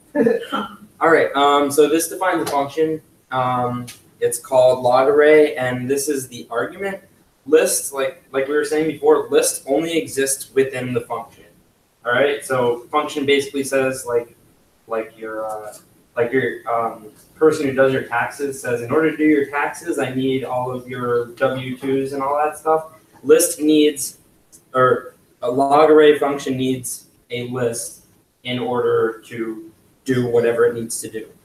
All right, so for log array's purposes, list is the thing that it got. It doesn't know what it's actually. It could be zoo animals. It could be some other array. But as far as log array is concerned, what it got, it's calling list. So the for loop, it just says I'm going to have a j starting at 0. J is going to, as long as j is less than the length of the list argument that it was passed, then it's going to continue doing the loop. And then j++ is going to happen at the end of each iteration. So for each iteration, it's just going to say console.log list j, whatever j happens to be. It's going to start at 0 and get incremented each time. And then as soon as j is not less than the length of list, it will stop your for loop. It's doing the exact same thing as we have here. Exactly. Yes. Explained this. This is just copy pasted. Yeah, So, awesome job. So essentially, that this is whatever variable we come up with for these random vegetables, bars, whatever it can be, it'll always use that function as a list in our console. Yeah, it will always do the same thing. So that's what a function does, is it's something that always takes a different input and always does the same thing on it. You could think of it like an unskilled employee that has the same job. It's like, say you're like a volunteer at the library, right? And they say, you're going to take these books and you're just going to write it down the list. And then no matter what book comes in, it does the same task. It takes the name of the book, it writes it down the list. It could be War and Peace. It could be 50 Shades of Grey. It doesn't matter. Then every once in a while, it won't be a book. You'll get a magazine. And then it will try to write down the name if it can. If it can't, it won't. But it's basically that. It's a very naive kind of object where we'll try to perform the same set of operations if it can. Yes? During the pre-work, there was an example of the peanut butter and jelly sandwich. Would this be somewhere that we create the function that, okay, after you have put 2 sides, the peanut butter on both slices of bread, this is where you stop? Is that? I'm not familiar. I haven't looked through all the pre-work yet. I could take a look at that. I'm not really sure. Sorry. Any other questions on functions? Yes.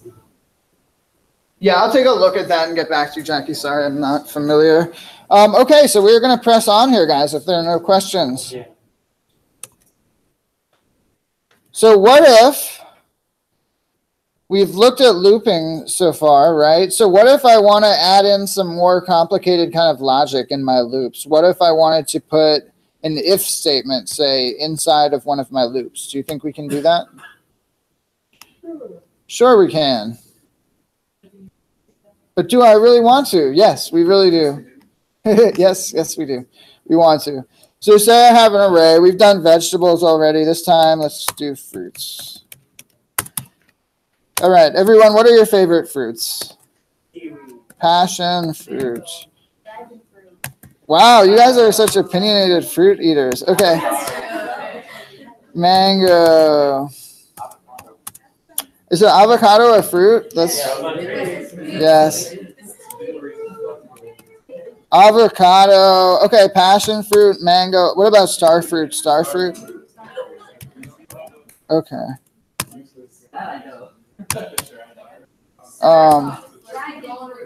I put dragon fruit. Oh yeah, no, I didn't put dragon fruit. Dragon fruit. Okay, well, what about tomato then? If we put avocado, let's put tomato too. Okay, that's enough fruits. Wait, let's get a few more. Somebody give me like 2 more fruits. Apple. Apple.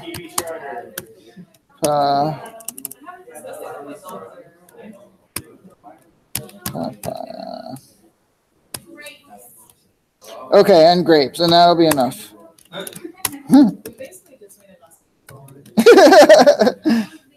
But no acai. I guess. Yeah, I guess I could add acai.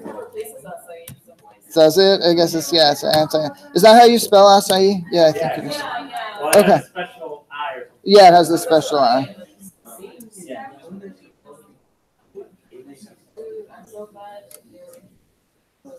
Okay. So you guys, this should be review, right? Say we just want to iterate over all of the fruits and write them out to the console. We know how to do that, right? We just put what? I equals 0. And then what's the next part? I is less than what? Fruits dot length. Yes. And then what's the third part? I plus plus.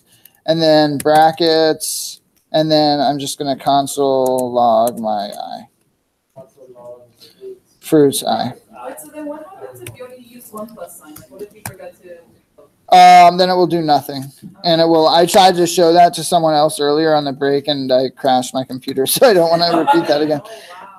Yeah, so fruits. Basically, it's infinite fruits. So not the same thing.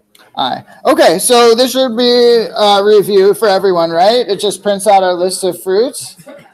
So what if we just want to print out the fruits that are under 5 characters in length? Do we think we can do that? We're going to use an if statement. So we're going to put what? Fruits I. And then what? Dot length is what? Less than 6.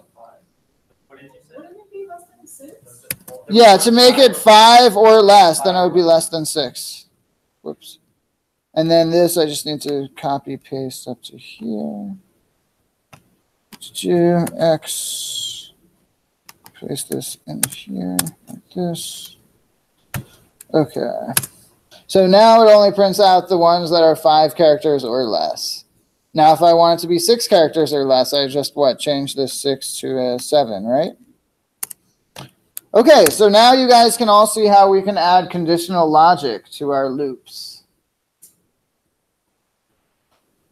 We have one exercise for you guys to try that on your own, but I'm going to have you guys do that at home instead, since we do have a lot of other stuff to get through.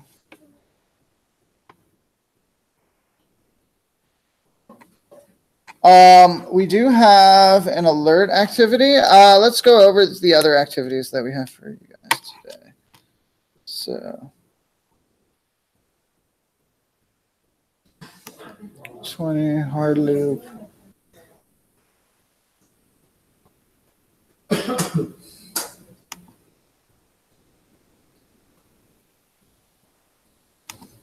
Okay, we're just going to press on and go into events, and then we're going to see how far we can get with our game that we're going to make today, our rock, paper, scissors game.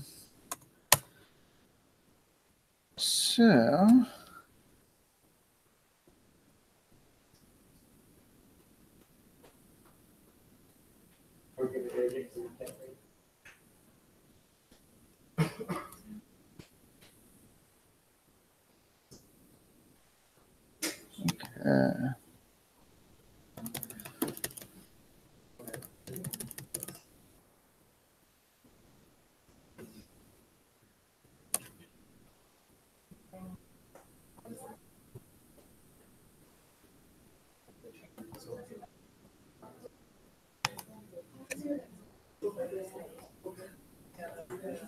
We'll just do that.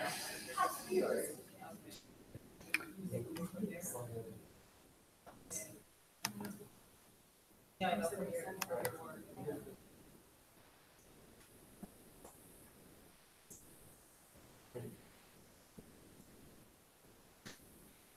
Sorry guys, just waiting for this.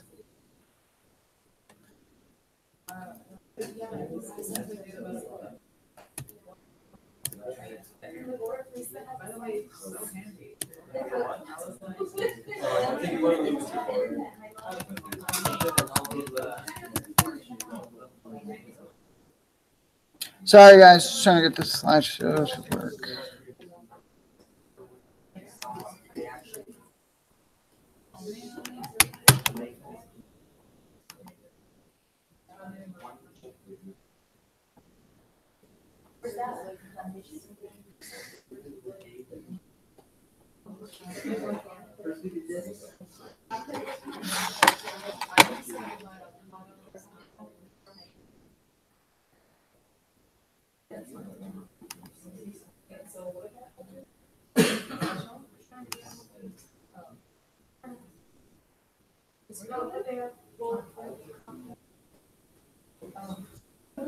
I'm so sorry.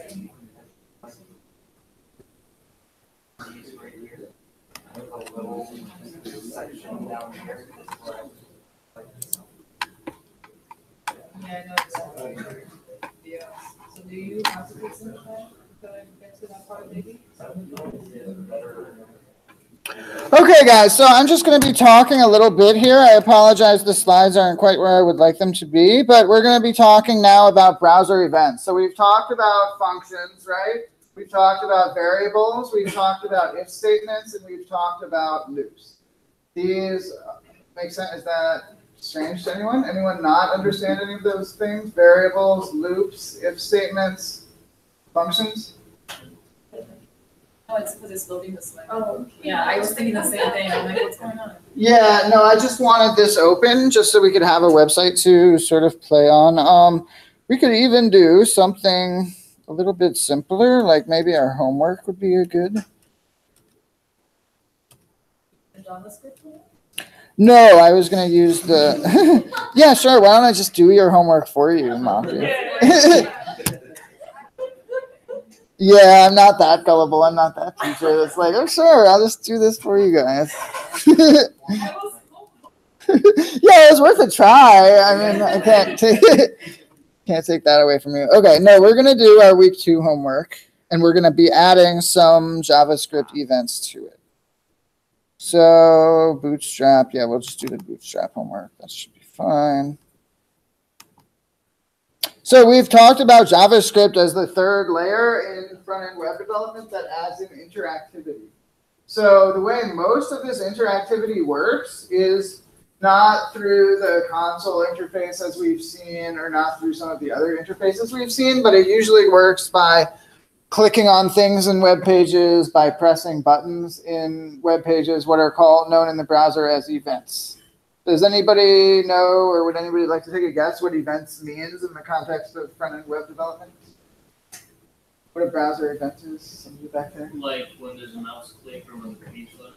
Yeah, when there's a mouse click, when the page loads. Can anyone think of a few more types of events that you would have your page react to? Key press, that's another big one. Set time pass. Like a set amount of time that's passed. Yeah, that could be one. A set amount of time has passed. There's a few more. Can anyone? Field change.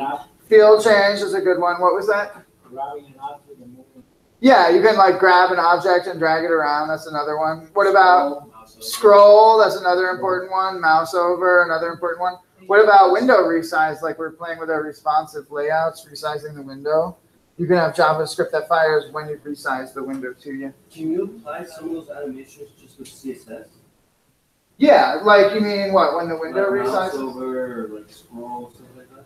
Yeah, you can. So yeah, you can make things happen. Like you can do hover effects with CSS pseudo classes, like we saw last week, right? Where you use the :hover thing, but you can also use JavaScript to achieve the same thing.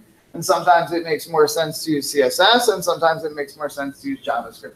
If it's something simple, like you just want to change the color of the text on rollover, then that's usually like a CSS type thing. If you have a big fancy like modal window or tooltip or something that you want to show up, that's usually better to use JavaScript for that if it's a more complicated interaction. So what we're going to be taking a look at here now is how do we attach events onto our documents. So there's a few basic ways that we can do that. It's known as event binding. So the easiest way, actually,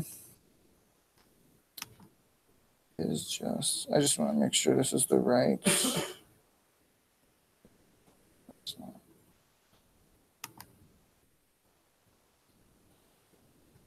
Okay, so this is the Bootstrap basic portfolio. So the basic way, remember we talked about these inline JavaScript commands? So you can code your JavaScript events inline using these HTML tag attributes. So I could just write body.onload alert loaded. I'm not sure if this will actually work, but bear with me and we'll see. Or you could do something like give the nav an on-click attribute, right? Everyone with me so far? And then we just give it a little bit of JavaScript. Alerts. JavaScript doesn't have its own file, like a CSS file? It can, yeah. So this is the most basic. We're starting with the most basic way to include JavaScript events in a page. And then, so bear with me here. We're going to try this. We may need to add a little bit more stuff to it as well. See, so now it says loaded. When we load it, does everyone see that? When I click on about me, oh no, it's the nav bar. When I click on the nav bar, see, then it says click. So does everyone see what I just did? I just added 2 events to my page just by adding this code. Fabian, I know you'll probably want to see it again. Does that make sense, Fabian? What I did here, I added an onload event, so it's going to fire an alert when the page loads. Then it fires another alert here when I click on the nav bar. So this is a pretty simplistic way to bind JavaScript behavior to what we call the document object model. And I'll just get into talking about this now. We'll probably have a whole lesson just on this. The word document object model is basically an API, a way in JavaScript that you can interface with this HTML. Because in the early days of JavaScript, people needed a way to change things in the browser, right? They needed a way to change text in the browser without loading a page. They needed ways to add new text and new elements to the browser without loading a page. So they came up with this thing called the document object model, which gives you an interface to everything that's going on in the browser, basically. And it does this through the hierarchy of the document object. Remember how we talked about HTML and markup being kind of like a tree structure, a hierarchy where you have tags closing on other tags, and you have ancestors and siblings. So the DOM is basically a way that you can use in JavaScript to navigate through this tree structure from your scripts. And for that reason, it's going to become really important. jQuery is going to make that job a lot easier. We'll get into talking about that later, but I just wanted everyone to have that one vocab word. So you can write it down. So DOM is specific to HTML? DOM is specific to JavaScript, but it gives your JavaScript a way to interface with HTML. So you have this hierarchy. You have body as a parent of nav, which is a parent of div. So if you want to navigate this hierarchy within your JavaScript applications, that's what you use the DOM for. It's an interface to manipulate your HTML from JavaScript. And we'll talk about it more. This is just kind of a high-level overview to give you guys the vocab word. But this inline styling is specific to this example, correct? Yes. Yes, so there are other ways that I could do this too. This is like the most basic way that you'll learn, the onload and on-click attributes. You can do this same thing from the DOM, and you do that through what is called event binding. And I will get to that in just a sec. So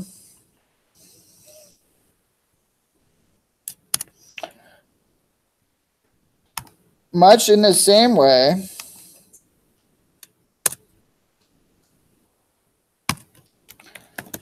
I can add a script tag in here and add some JavaScript to give us basically that same behavior. So I'm just going to type document dot onload. Yeah, I see. Thank you. Yeah, I know. We're gonna start again. That's okay. So documents dot onload equals function.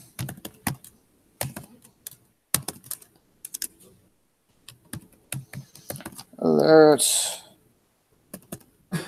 Loaded. Everyone with me so far? Is this going to work? TAs, is this going to work? Am I missing something? Let's try it and see.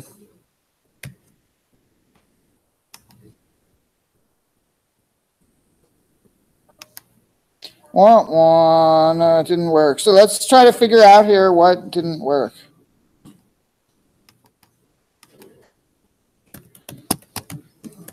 Everyone, can we try to focus? I know there's a little bit of like lag here, but if we could all try to focus because this is important stuff that we're learning. Document.onload, window.onload. So is everyone with me what we're doing here? We're just trying to bind an onload event to the browser. Does that make sense to everyone? Anyone that doesn't make sense to? Window.document.onload, console.log function. Okay, so it's going to be window.onload. I think that's what we're going. So does everyone kind of get what we're doing here, though?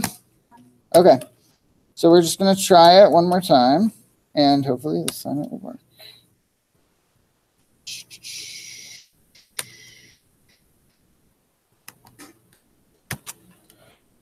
Okay, so it loaded. So did everyone see that? So instead of just using a HTML attribute, we added a new script tag and then put window.onload. And then now we're binding this event to the onload event. Now, do we think it's possible to bind more than one function to an event like onload? Yes, it is, right? I could have as many as I wanted to. Like if I want to have one function that alerts loaded, we could do that. Another function that loads a background image. Once the page is loaded, we could do that. So any questions on how this is working? I know this is all new to you guys and you might not even know where to start, but high level, is event finding making sense to you guys? You guys get what events are. You can change a form element. You can resize the window. You can... what else can we do that's a JavaScript element, guys? Key down, Martha. No, I have a question. The script, we can put it there or we can put it on the separate JS file, right? Yeah, so I went over that with you guys in our last class. There are 3 ways that you can include JavaScript files in your HTML documents. One is what's called embedded, where you just have a script tag and then you have your JavaScript code inside this script tag. The other way is where you give it a path to an external file. You'll just put script type equals text / JavaScript, and then source equals, and then the path to your JavaScript file. Or you can do it as an attribute, like we did with the onload, the inline scripts. Everyone clear on that? The 3 ways to include JavaScript? Okay. Anyone not clear on the 3 ways to include JavaScript in your files? Okay, I hope all of you guys are. So is everyone clear on events? Could I get a few more examples of what events could be? You have key up, you have key down, you have key press, you have mouse up, mouse down, hover, you have drag. Click buttons. Click, yeah, you can click on buttons, you can roll over buttons, you can scroll up, you can scroll down. What was that one?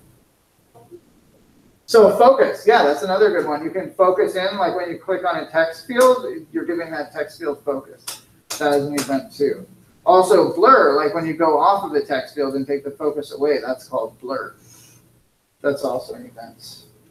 Make sense to everyone? Okay, do we have an exercise for them to test? Okay, yeah, we're going to slack that out. So you guys can work on your partners with that for about 5 minutes or so. It's just going to be a dissection exercise where you will talk about events. And then we're going to move on to building out our rock, paper, scissors game.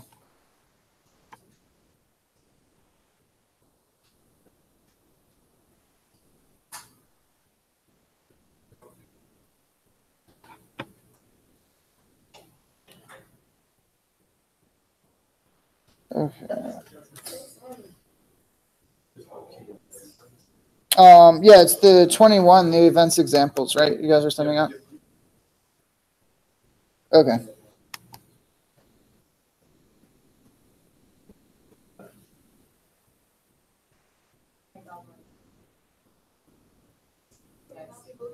Yeah. Okay, guys, so just to explain to you guys, in this example, you're going to start by getting some user text. You're going to get an element by ID. So this is the way, remember we talked about the DOM, right? The document object model is the way you manipulate and get stuff from the HTML tree from your JavaScript. So here we're using the document object model to go and find an HTML element by ID. You guys all remember what ID does in HTML, right? So in JavaScript, you can use IDs to go in and get elements and go and do things with them. So in this case, you're looking for an HTML element that has its ID set to user text. Do we see an element like that in here? Line 16, yes. Yeah, we have a span with an ID of user text. So this is telling it go and get this span tag with the ID of user text. And then we're saying document on key up. Anytime you have a key up event, you're going to get the text inside this user text span tag and have that equal the event key. So what this is going to do is set the text to the span tag to the key that you just pressed, basically, if that makes sense to you guys. So it'll say like, hey, you just pressed the L key, or you just pressed the K key. And you guys can try to open that in your browsers if you want. Talk about it with your partners, talk about it with your small groups. Take 3 more minutes with this.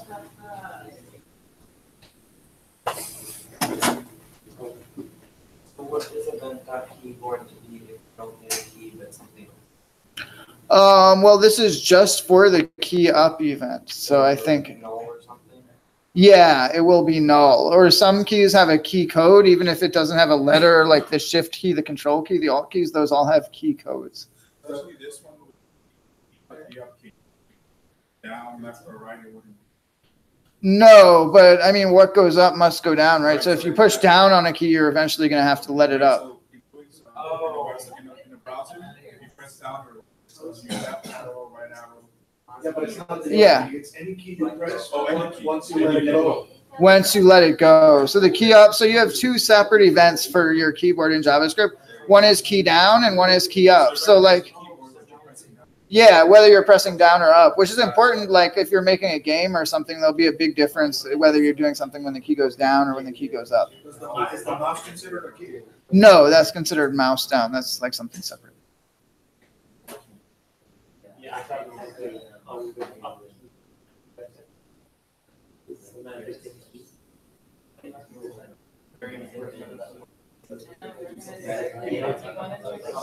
Right.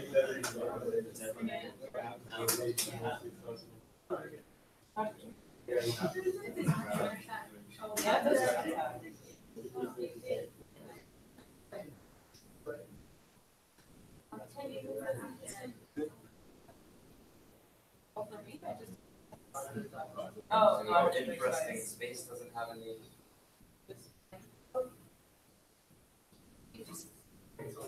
Just type.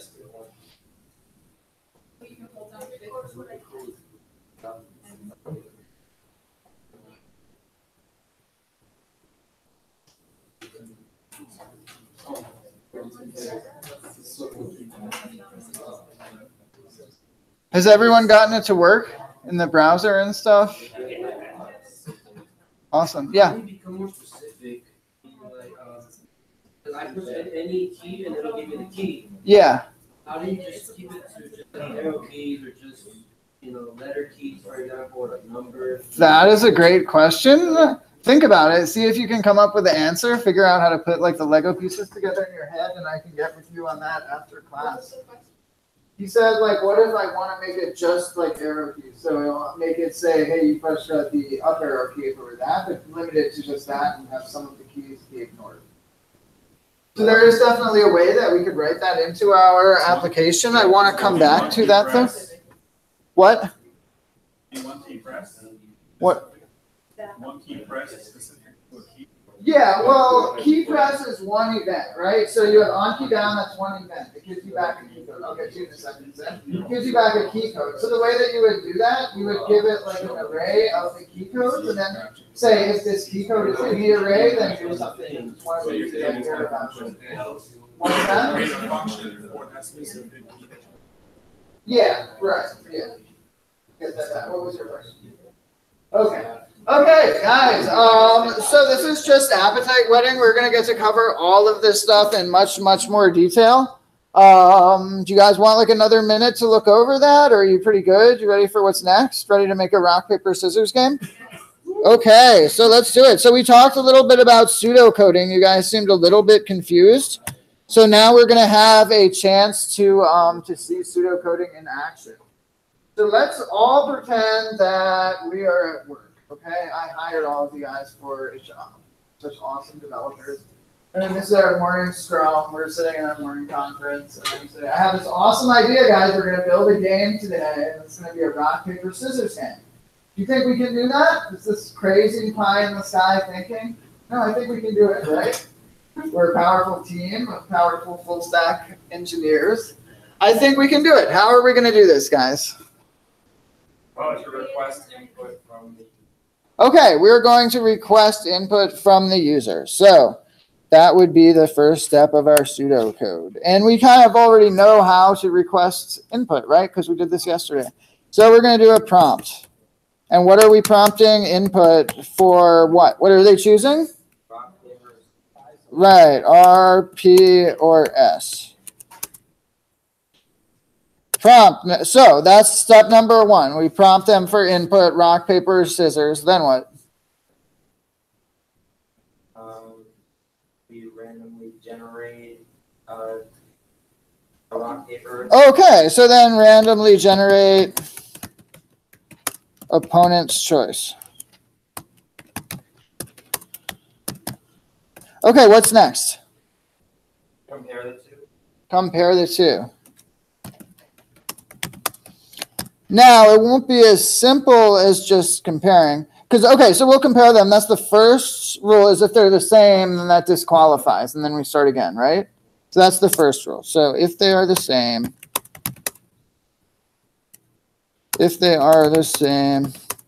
disqualify. Okay, what's next? If they win. Right, so we're gonna need to write this out, like, because computers don't know how to play rock, paper, scissors, right? They don't know the rules, so we're gonna have to tell it the rules one by one. So we'll have to say, if you have what? If you have rock, let's say. So if you have rock and they have paper, then they win. They win, you lose, whatever. They win, you lose. Okay. What about if you have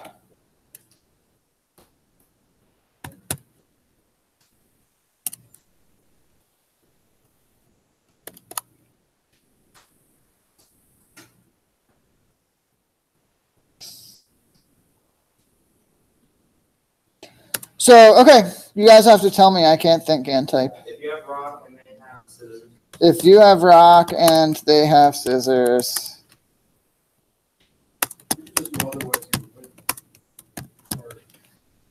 Yeah, because you already took your. Yeah, because you already did if they are the same disqualified. You just say otherwise. Yeah. Right. So you would win. There are two ways that you could win. You could win if you have rock and they have scissors, or if you have paper and they have rock, right? And if you have scissors and they have paper. Okay. So let's write this out. Let's write out all the logic. Okay, so if you have rock and they have paper, they win. If you have rock and they have scissors, you win. So that's all the ones with rock, right? If you have... So now let's go to scissors. So if you have scissors, I'm going to need you guys' help on this. If you have scissors and they have paper, you win. And they have paper, you win. Okay. What if I'm going to put you win on the next line? If you have scissors and they have paper, you win. If you have scissors and they have rock,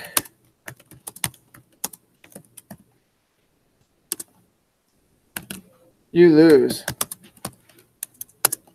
And then one more. If you have paper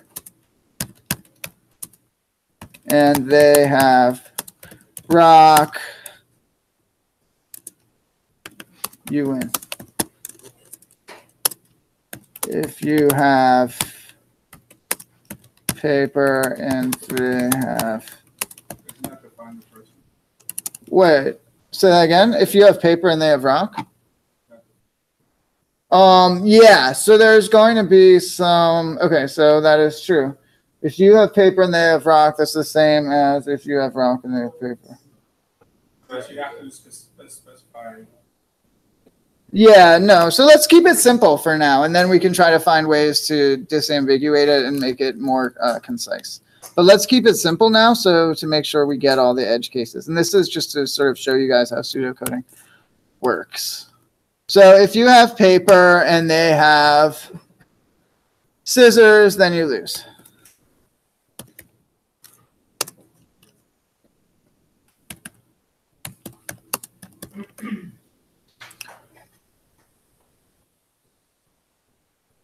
So what if we were to make rock, paper, and scissors an array? Instead of just having them as 3 randomly defined strings, we could have them as an array, right? So that would probably be the first thing. So now we can start actually putting in some real code. So what is the var? I'm going to want to call this RPS array. Yeah, that's fine. Let's just call it RPS. So the first item is going to be rock. Then paper. Then scissors. Scissors. Is that how you spell scissors? I think it is. Let's look it up. I don't want misspelled stuff in my scissors. Yeah, it just didn't look right. Yeah, that was right. I just... It's because we're looking at Okay.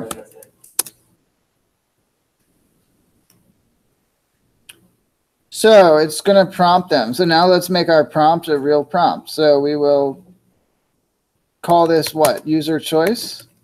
Does that sound like a good name for a variable for everyone? And then we're going to make this what? Prompt. Sorry, I didn't want to just do everything. Prompt. Yeah, so what do we want our message to be? Choose rock, paper, or scissors? Sound good to everyone?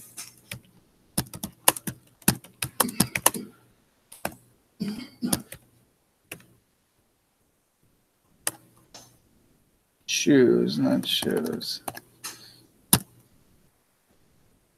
Okay. And then I'm going to want it to always be uppercase.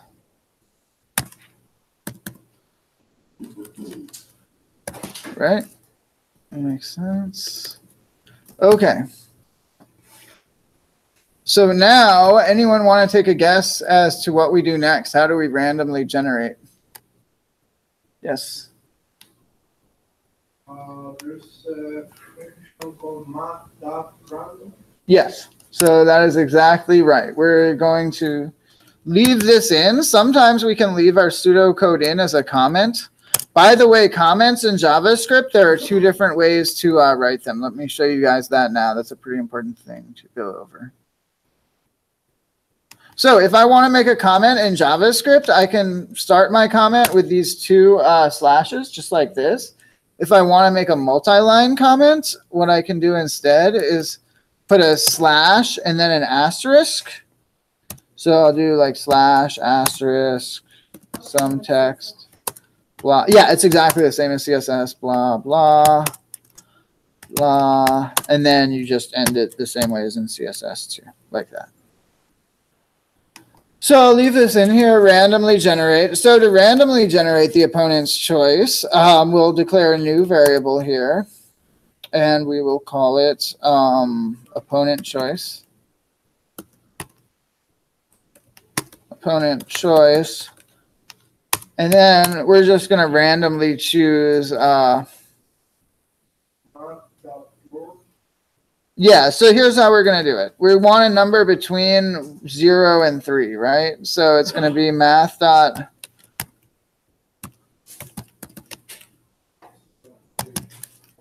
0 and 3. Yeah, between 0 and 3 exclusive. So will be math dot floor, math dot random times 3. And we can just try this out in the console. Sometimes if you're not sure, if you have some little snippet of JavaScript and you just want to test it out before you put it in your program, you can easily just jump over to the console and paste it in here. So this seems to be getting me a random number. Yeah. No, it's always between 0. So if I get rid of the math.floor, math.random always gives me a random number between 0 and 1. So here it's giving me that. So it always gives me just some random decimal between 0 and 1. Now if I do times 3, so if I want a random number between 1 and 3, I do this times 3. And then math.floor rounds it down to the nearest multiple of 1. So this is how I get a random number between 0 and 3, exclusive. If I wanted a random number between 0 and 10, I could do it like that. And if this doesn't make sense to everyone immediately, don't worry about it too much. This is just the way we generate random numbers in JavaScript. Okay. So we need some index. So we're going to have our RPS, then math.floor, math.random. So is this making sense to everybody? It chooses either rock, paper, or scissors randomly by generating a random number between 0 and 3. And then we get that index on our array. But then why isn't it being 0 and 2 if rock would be 0, paper would be 1, scissors would be 2? Rock is 0, papers is 1, and scissors is 2. Yeah, so floor rounds. Yeah, it'll choose 0, 1, or 2. If I did math.seal, like as in sealing, instead of math.floor, then it would round up, and I get a number between 1 and 3. Now it goes between 0, 1, or 2, yes. Isn't there a chance that you might get exactly 3 here?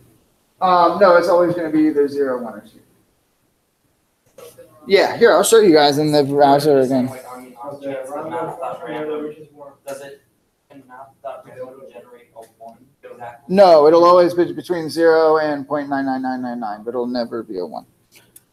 So that's why here it'll always be between 0 and 9 if I keep going with this, or if I change it to a 3, then it'll always be between 0, 1, or 2. See, it's always going to be a 0, a 1, or a 2. 0, got a 1, got a 2, but I'm never going to get anything other than a 0 or a 1 or a 2 here. Okay? Great questions, though, guys. Everyone. All right, so what's next? So I got our opponent's choice, right? We're randomly choosing rock, paper, or scissors for our opponent. So the next step then, I think we said, is to compare the two, right? We're going to compare our choice with the opponent's choice. Make sense to everyone? Can everyone see? Should I bump this up a little bit? No problem. So we're going to compare the two. So the first thing we check when we compare them, first we're going to make sure they're not the same, right? So, and if they're the same, then we have to handle that case. So we're going to say if our choice, the user choice,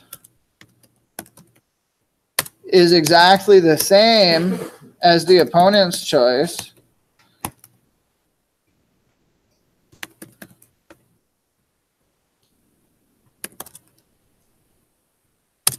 then I'm going to return. That just basically quits the program, and I'm going to make an alert message that says, hey, you chose the same option, you disqualify.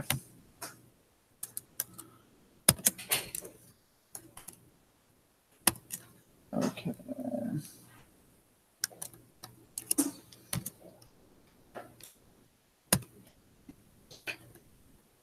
Okay, is this making sense to everyone so far? So we're just checking to make sure that we didn't choose the same rock, paper, or scissors option as our opponent. And if we did, then it's just giving us some messaging to let us know that. Makes sense to everyone?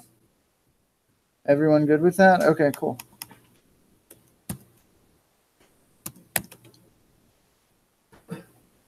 Okay, so what's next?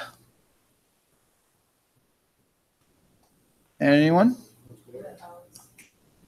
So yeah, so you have the else. So now we're going to say else. And now is when we get to implement all of this fun logic here, right? So we're going to check else if we are a rock. Else if user choice. If you have a rock, so if user choice equals rock, and then we have two different branches in here, right? So user choice equals rock. Then in here, we have another if statement. If they have scissors. So now we're going to check the opponent choice. I know this is getting a little confusing since we have nested if statements, but does everyone see why we're doing it this way? Sorry? Yeah, that's to check exact amounts. Remember we went over that, the difference between truthy and falsy and true and false. So these are both strings, so they're the same data type. So we're checking that they're the same data type and that their value is the same. So we're saying if our opponent choice equals scissors,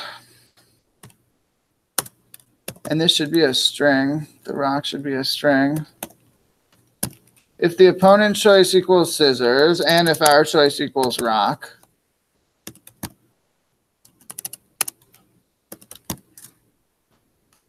then what? Then we win, right? Right? Okay. Just want to make sure you're still with me. Okay, so what's next? Oh, wait, wouldn't the user? Wait, if the user's choice is rock, rock beats scissors, right? So the user wins. Else, there's only one other option here, right? So we don't have to specify it because we already checked to see that if we don't have the same thing. So the opponent wouldn't also have rock, and the opponent doesn't have scissors, so that leaves them only with paper, right? So here we can infer that the only thing left is paper, in which case they win. So we will alert and say, you lose. Everyone with me so far? Any questions? So there's no way to predefine that rock is greater than scissors, scissors is greater than paper? Yes. We could get too advanced? Yeah, we could get fancier with it. I wanted to cover the basic stuff first. But yeah, you could get fancier with it and define those rules automatically somehow. Which we can do. We'll get there. But for now, I just wanted to turn the pseudocode, like we wrote out basically the rules of how this game is going to work. And now I'm looking at how do we turn this into actual working code. Then we can look at like how do we optimize it and make it more functional. So that's great that your brain is going to that right away, but let's just try to make it work first. It's okay. That's not what I have. It's not. Okay. Partner.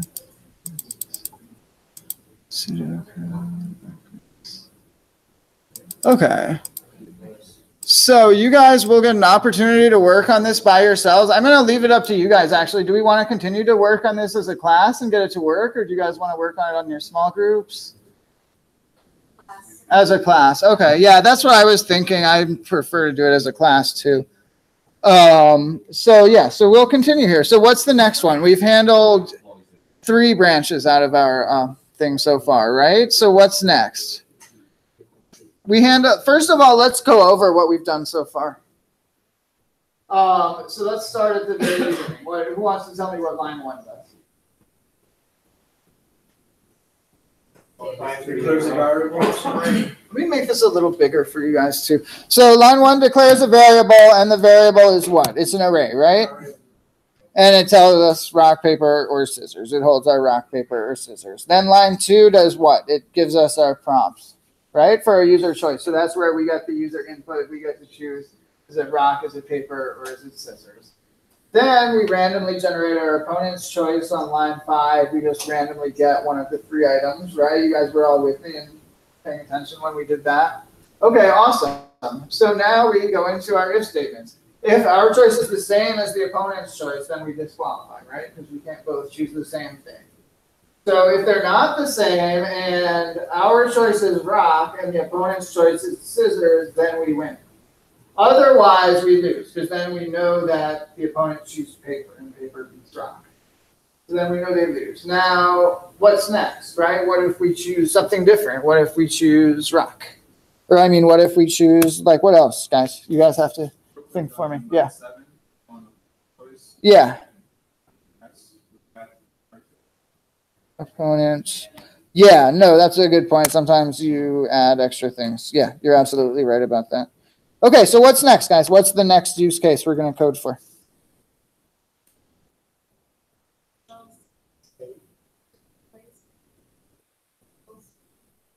Okay, so in plain English, what's the next thing that we're going to do? We already checked rock. Now we're going to check paper or scissors. Which one do you guys want to do? Paper. Paper? I think more people said paper, so we'll do paper. So else if the user choice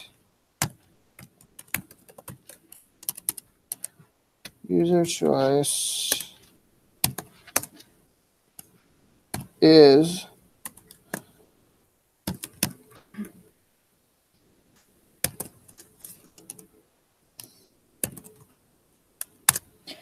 paper, then we can do pretty much the same thing here. Copy this. So if the opponent's choice was scissors, then it's the opposite though, right? They win. Right? You guys with me here so far? So if our choice was paper and our opponent chooses scissors, who wins? They win, right? If I'm playing rock, paper, scissors with you and I throw down my paper and you throw down your scissors, you win, right? So that's what we're trying to get that same logic working here. So we're going to put you lose. If we choose paper, our opponent chooses scissors, then we lose.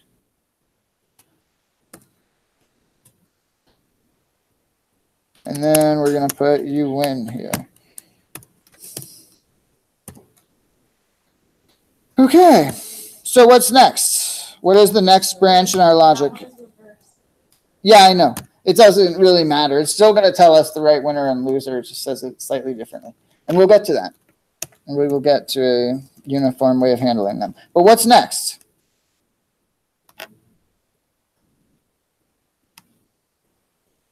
Guys, what's next? Check for scissors.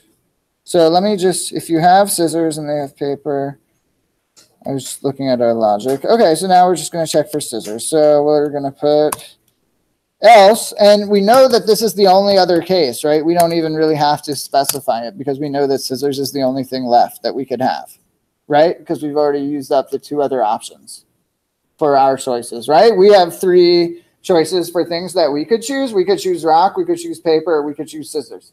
We've already written what happens when we choose rock and paper, so scissors is the only thing left. Make sense? Okay, awesome. So what's going to go inside of here? We have another if statement. And we're checking to see what the opponent's choice was, right? Yeah. Okay.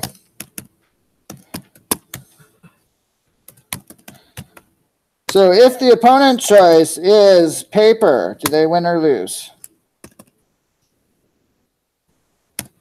They lose because we have scissors. No, our opponent is the opponent. We're us. We're the user. Yeah, we're the user. The opponent choice is the randomly generated computer choice. It's like, you know how when you're playing chess against a computer or something and it generates the move, that's like the computer. No, we get to pick our own response and then the computer chooses one randomly. Okay, so if the opponent's choice is paper, we have scissors. So what? We win, right?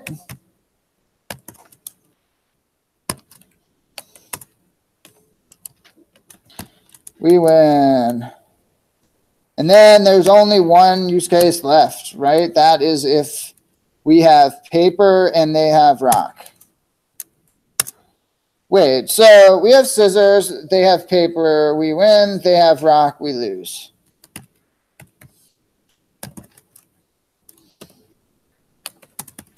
Is that everything? I think it is.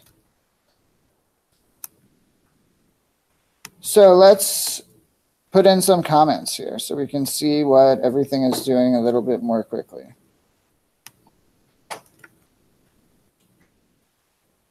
So here we're comparing the two.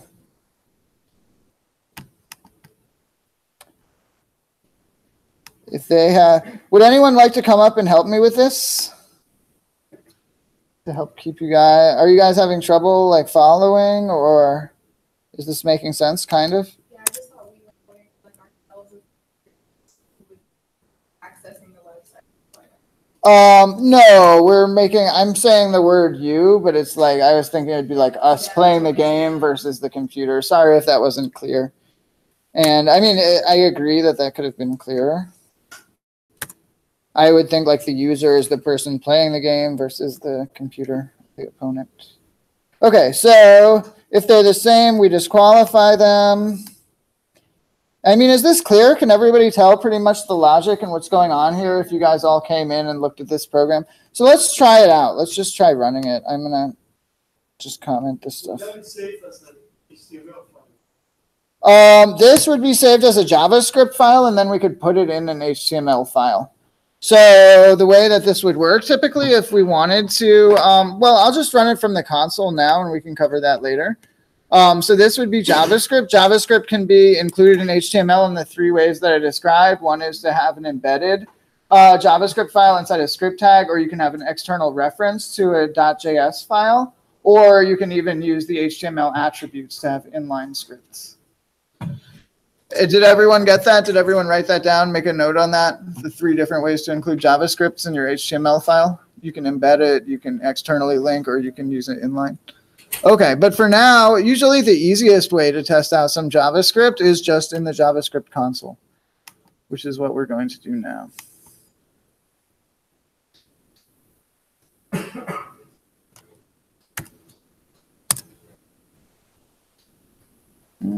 Illegal statement. Oh, it doesn't like that I have a return because there's no function. Okay.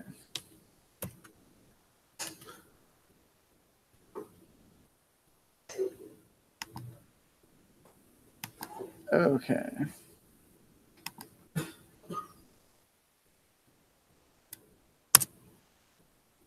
Okay, which are we going to choose? Rock, paper, or scissors? Paper. Okay, we win. Now, what if we wanted to add some messaging to show us what our opponent chooses too, instead of just telling us we win? Can we add that? Do you guys think? Yeah.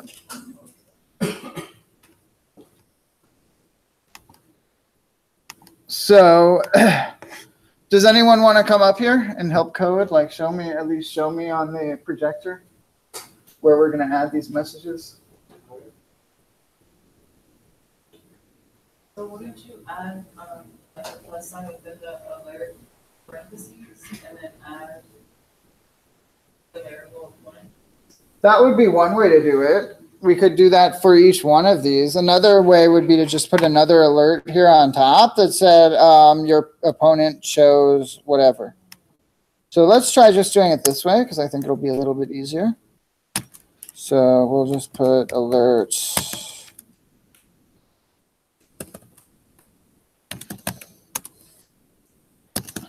Your opponent chose, and then space, and then plus opponent's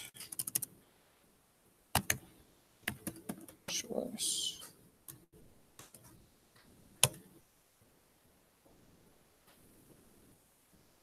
So, okay, I'm just going to paste it here into the JavaScript console. Okay, which one do we want to choose this time? Paper, rock, scissors? Rock. Your opponent chose rock. You chose the same option, so we disqualify. Okay, let's try it again. What are we choosing this time? Rock again. Okay. Your opponent chose scissors. Guess what? Rock beats scissors. We win. Okay. Should we play one more time? Okay. Okay, what are we choosing now? Scissors?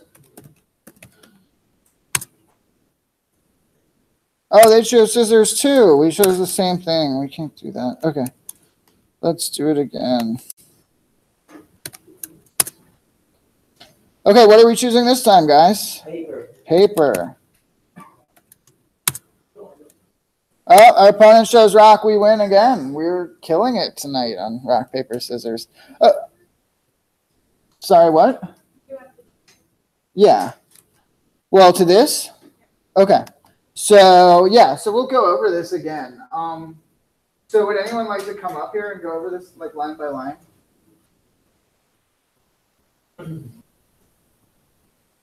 Anyone? Volunteers? Nothing? No, I was still trying to figure out how you managed to get something to come up with. Oh, okay. So what was the question?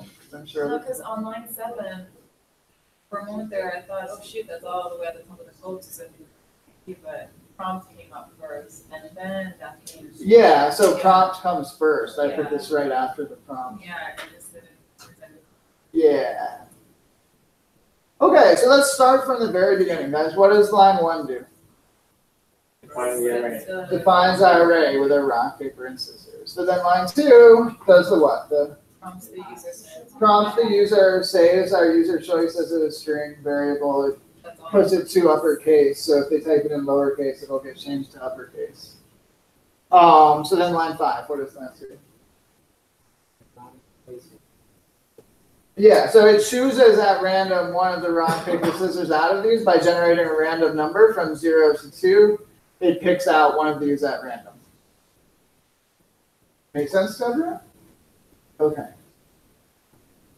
So line 7. What's the user? Oh, well, go ahead. What's the user of the point? Right, so it alerts the user of the opponent's choice. It prints out the string your opponent chose, space, plus, and then the opponent chose. So it just tells you what your opponent just chose. Okay, so line 8, what is that for?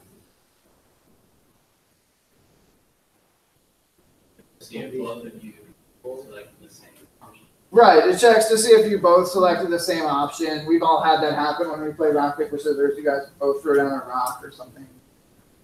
So yeah, so that's what line 8 does. It just checks to make sure we don't have the same one. If they are the same, then on line 10 it does what? Yeah, it just shows you a message saying, hey, you're disqualified. You both chose the same option. Then line 12, bless you, by the way. Okay, line 12. Who can tell me what line 12 says? The user was rock. Yeah, so this is the if statement. Remember we talked about if statements being kind of like trees where you can choose to go up different branches or like paths that branch off into different paths.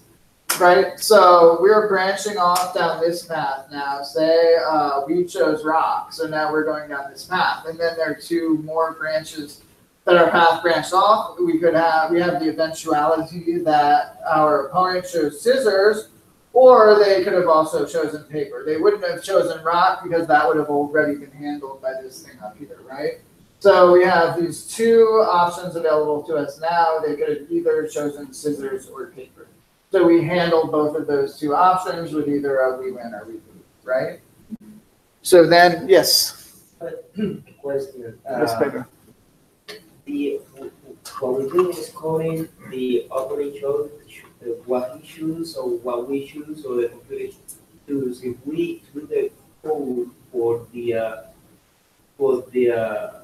rock, paper, and scissor, wouldn't be that shorter, wouldn't be less code to do, or wouldn't work. For example, if we, instead of saying if the opponent choose or if we choose, we say if rock is chosen and if rock is chosen, I don't know how to say it. I don't know how to.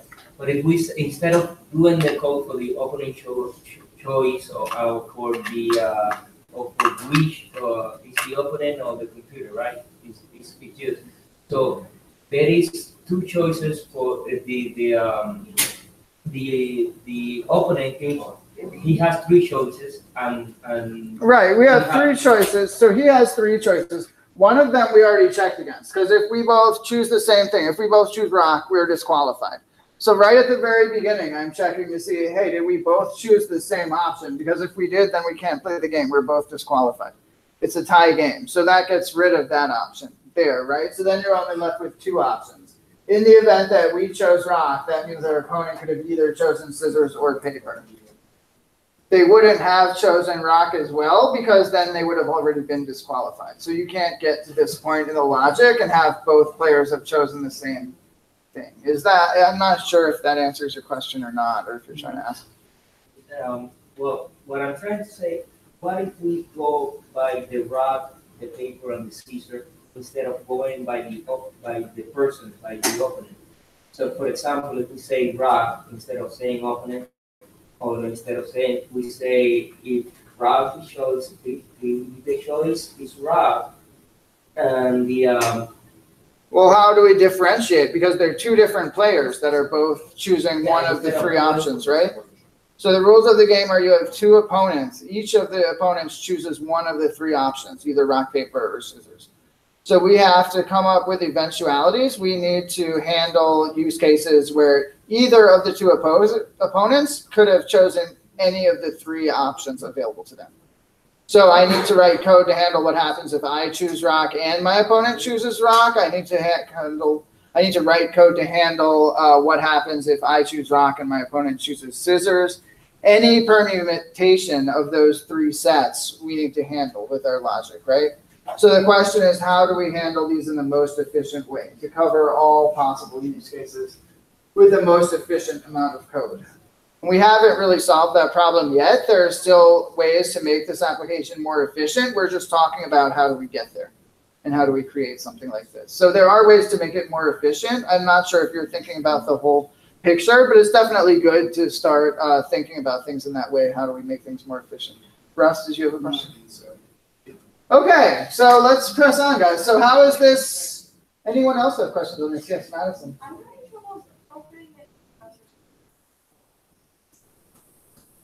I don't know what did you guys send this out to them? Not yet. Yeah, we haven't sent this out to you guys yet, so don't.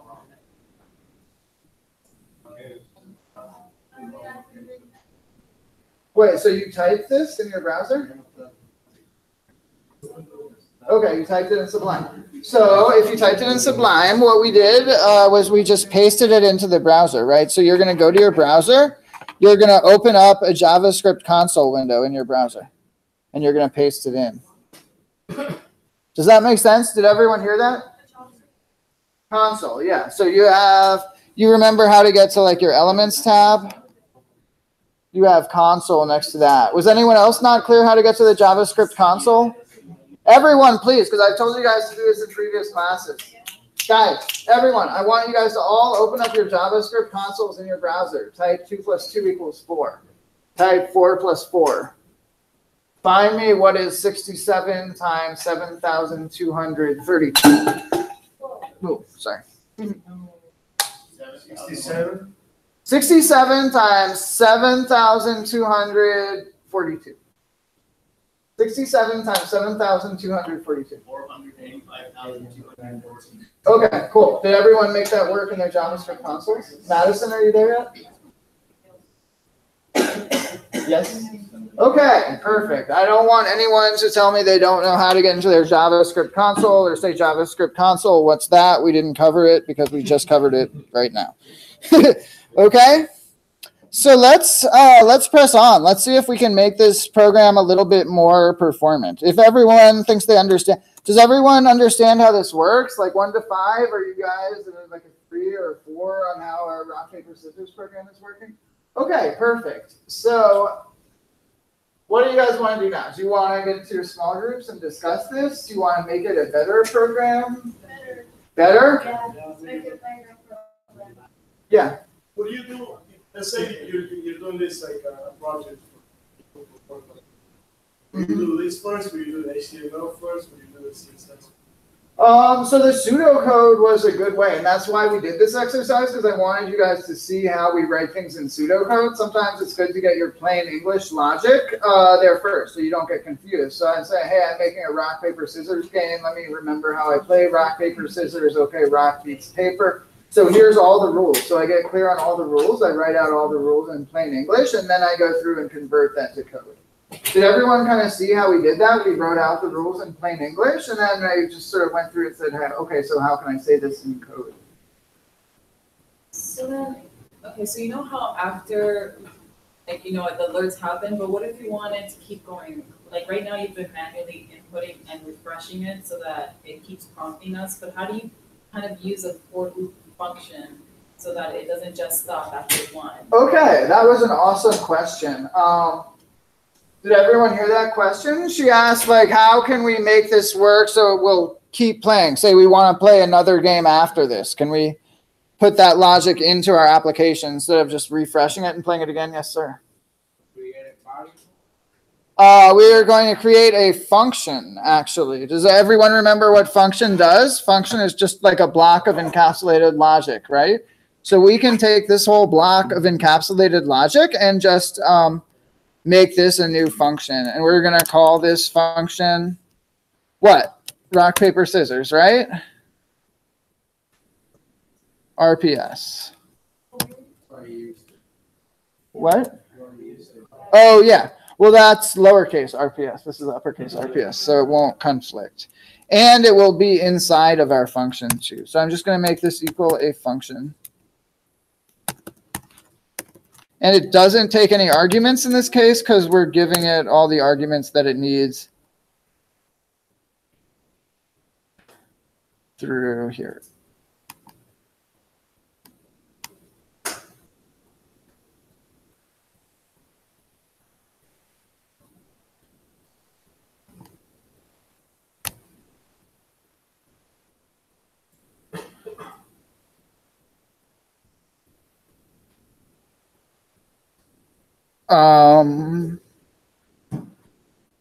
Okay, so now we have all of that logic nicely encapsulated into a function.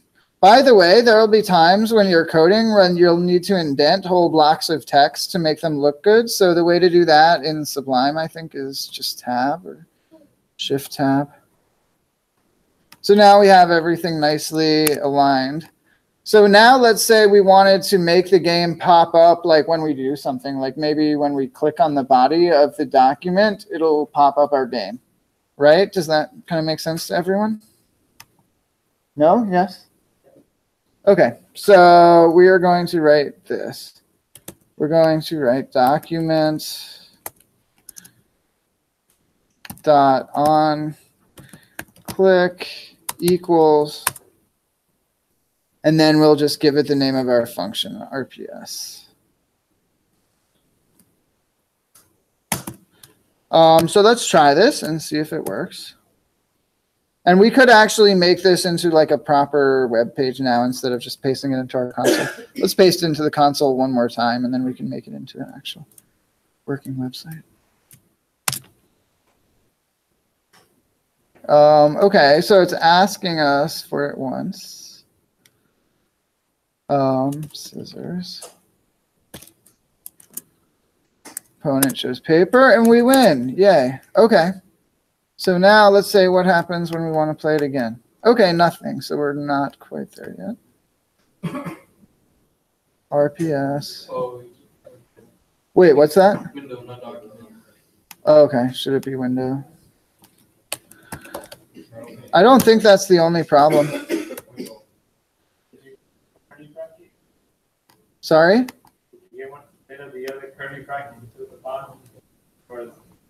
I don't know, Melvin. No, I don't think there's any extra curly brackets.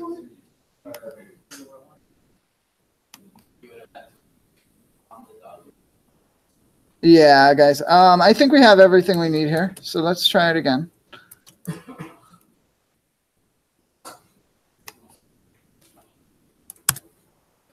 Okay.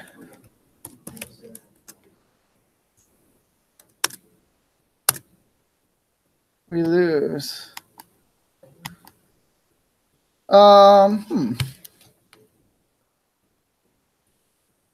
Window dot.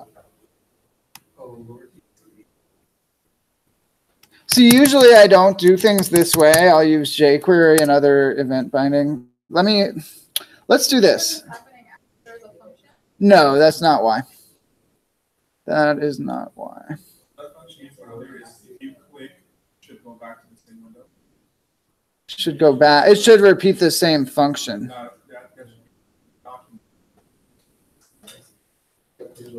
Okay, so hang on a second, guys.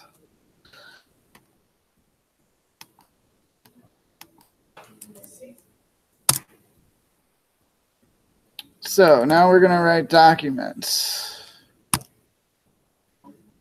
Dot.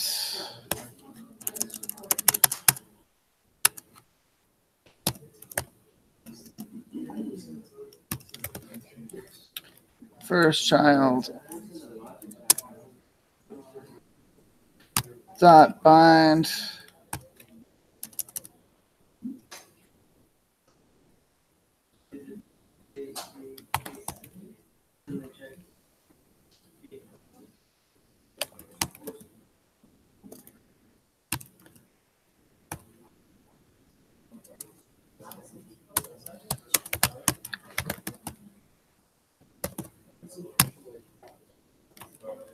RPS. Okay, I think it just had to be inside of a function. Sorry that took so long, guys. Unclick with the lowercase c, because that's what I see here. No.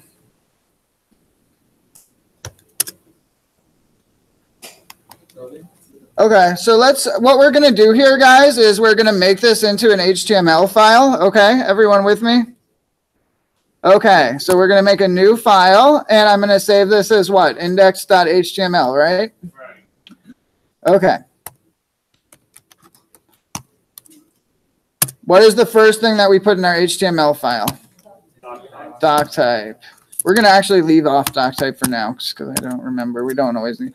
Next thing is what? The HTML tag. Then what? The head tag, right? And the head has what? A title. And what is our title? Rock, paper, scissors. Rock, paper, scissors. Now we're going to put an embedded script tag.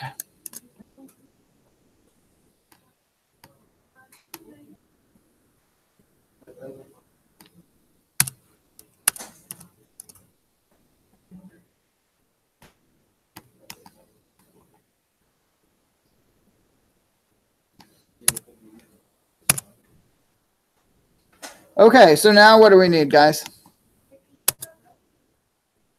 Yeah, so here's our program. Here's everything. We have our RPS. It's all inside of a function. Now we need an body tag, right? As well as our head tag, we need a body tag. Everyone with me? No? Yes? Yes. Okay. So now the only thing that we're missing is we're just going to do window dot on load equals function RPS that, and then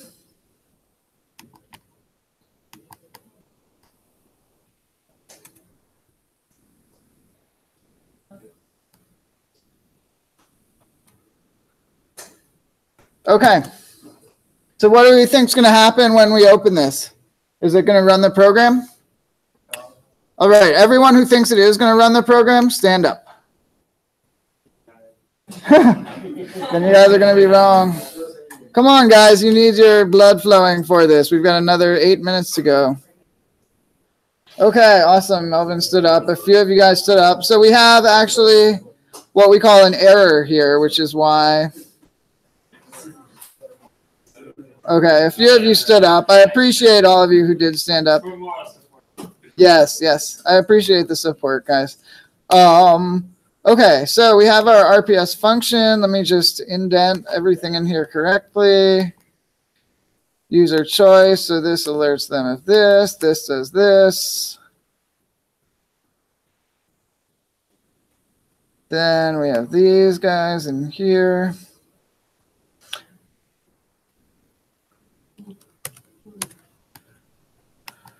Okay, so we're just going to get everything indented, right? Some of a little bit of programming is going to be indenting your code, making sure your code all looks good.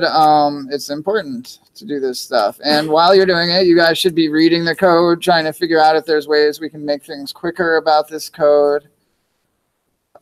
All that good stuff.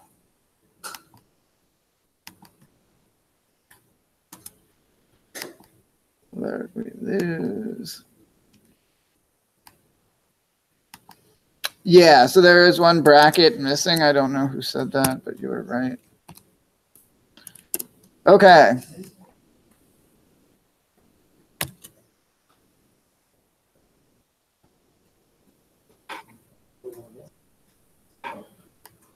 Okay, so now it's not doing anything. If I type my RPS, then I can run my game from the console like this, but I don't really want to do that, so. Okay, guys, so what do we think we need to, let's all work on this as a team, if we want to work on this as a team. That error says the uppercase. The error does not say anything about, yeah, cannot read property to uppercase of null. Oh, well, that was, that error has nothing to do with anything. That was just because I clicked cancel. If I had put like scissors instead, then I wouldn't have gotten an error. Try unload with the lowercase l. Yeah, that's not the problem. That is. Yeah, we will. I want to try this for Jonathan just so we can see that. Oh, no. So that did work. I don't know why. That's weird that. So now it loads it. Yes. So now let's try on click, because that will answer Matthew's original question, is how can we make this like reloadable? So now when I come here and I click in here, then it will ask me which one. I'm going to choose rock. My opponent also chose rock. They disqualify. Okay, so now I just click in here again. And now I'm going to try what? You guys want to try scissors? Let's try scissors. Opponent chose rock. We lose. But that's okay because I can just click here and play again. Now, what if instead of making this the body, what if I want to add like a link and have it be like, or a button and have it be play? Can we do that, do you guys think? So I can just make a button, and it's going to be type equals text. Actually, we'll just make it type equals button. And we're going to make it say play. And then, does anyone remember how to use inline JavaScript to call a function? No, it's not style tags. On click. On click. And then what? The name of the function, right? And our function is called RPS. And I put what at the end of here, right? The empty brackets. And why do I put the empty parenthesis? Because there are some times that I want to pass in an argument. I can define arguments that I pass into my function, right? So in order to fire a function, in order to call a function, I put the empty brackets. And if there are any arguments that I want to pass in, I pass them in that way. If I call the function without the brackets, it'll just return like the body of the function. Let me show you guys the difference so you can see exactly what it does. So if I clear this, if I just type RPS, the name of my function, it'll give me back literally my whole function we just wrote with all the code in it, which is not what we want. We want it to actually do stuff. So then when I put those parentheses after it, it actually fires the function. It does what it follows all the instructions that we just gave it, right? You want an example of an argument you put inside the brackets? Sure. So Melvin said, can you show him an argument? So let's say I want a message, right? So here's a different way to do it. Let's say I want to, instead of giving the user a choice, let's say we just pass in user choice here.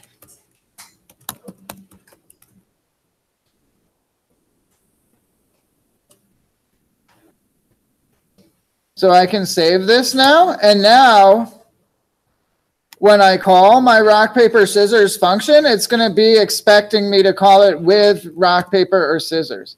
So now I can say, hey, play rock, paper, scissors, and I want to be rock.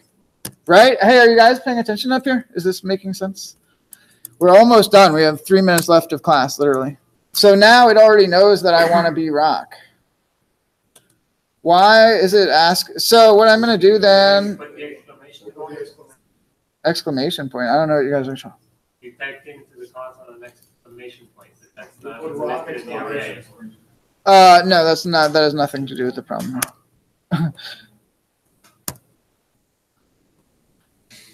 Okay, user choice. So user choice is going to be passed in now. Are you guys with me so far? I know it's kind of hard to stop on the side conversations and stuff.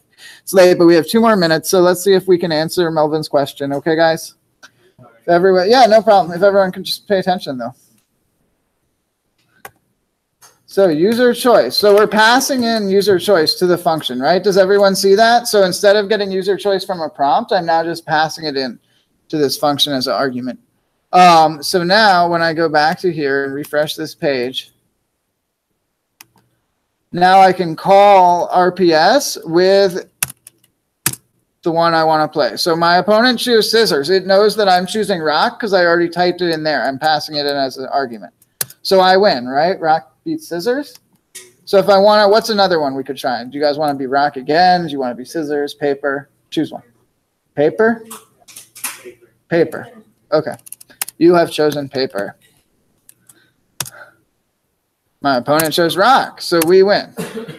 Right? So that's how an argument works with a function. So now this function, our RPS game, takes one argument, the user choice. Now, what if we want to make another argument called start game, or another function rather called start game, and have it give you the prompt and then pass it into RPS? Can we do that? Okay, so what am I going to do here? The first thing I'm going to do is copy my prompt, right? That makes sense. So now I have a variable called user choice, and I'm prompting us, do we want rock, paper, or scissors? Now that I know, is this making sense to you guys? Russ, you look confused. You look lost. Okay, you're good? So what's the next thing I'm going to do here, Russ? I am asking the user, do they want to be rock, paper, or scissors? I already have my game in one function. I'm going to pass in rock, paper, or scissors. So what do I do here? How do I pass? Are you with me? Okay, so what do I do?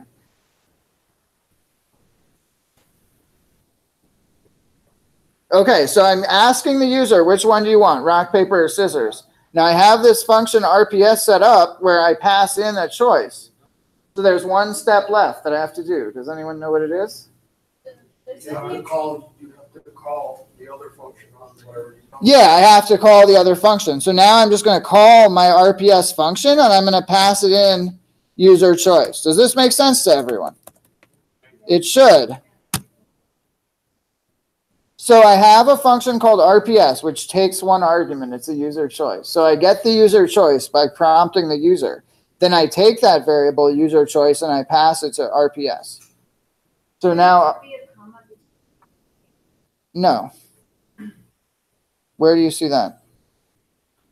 Oh, in the text here? Yeah. I mean, that's a grammatical thing. That's kind of a non-starter. We're programmers. But yes, if you want to be grammatically correct, yes, you can do that. So now what do we think is going to happen when I run this? At this point, probably nothing, right? Because I have nothing to tell it. So instead of running my RPS function, which function are we going to run in order to start game? Right. Save it, and let's see if it works. Now I have a nice button that says play. Oh, I need the parentheses. Yes.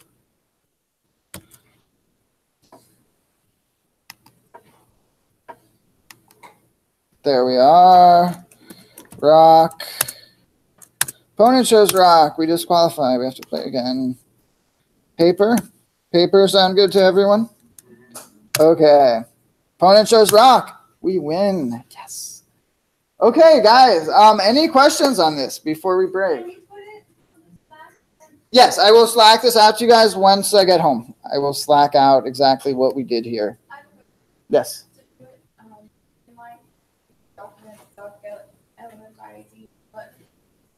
Oh, okay. So that's a good question. That kind of is getting in. So if you wanted to do this, not what Lauren's question was, everyone, did everyone hear that? If we wanted to not use the on-click, but do it in the more fancier, advanced way of using JavaScript, could we do that? Yes. So the easiest way to do this, and we will cover this more in great detail in further lessons, but just real quick, and then I'm going to let you guys go.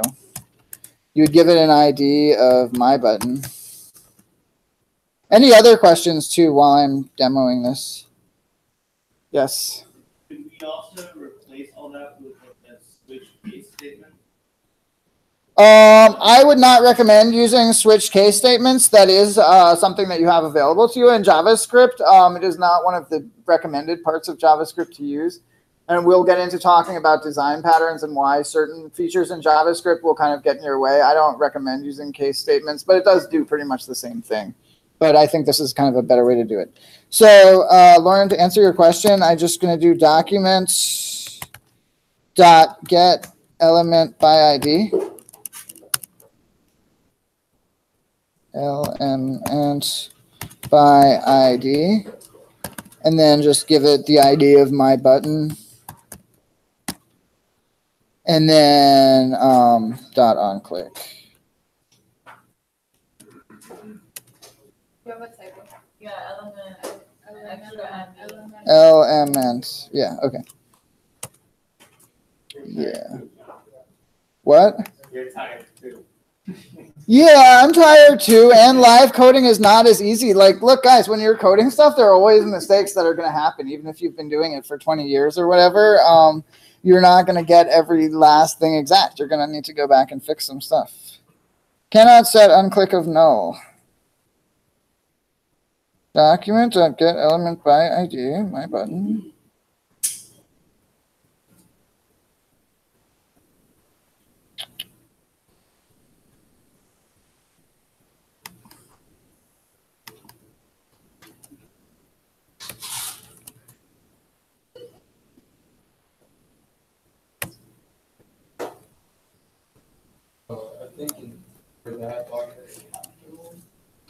No, let's see. Let's try this.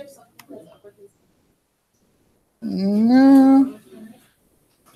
Okay, we'll figure this out. Sometimes the best way to figure out these live coding exercises in the browser. And I'm going to take like 1 more minute to complete this, and then we will break. Document.get element by ID, my button. Okay, so that part works. Dot on. Dot bind.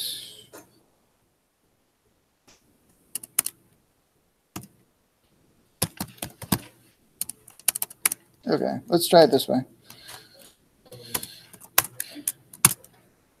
Q dot.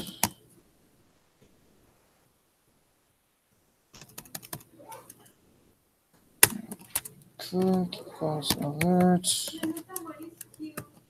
It's just a name, an arbitrary name I'm using for a variable. Okay, so that works.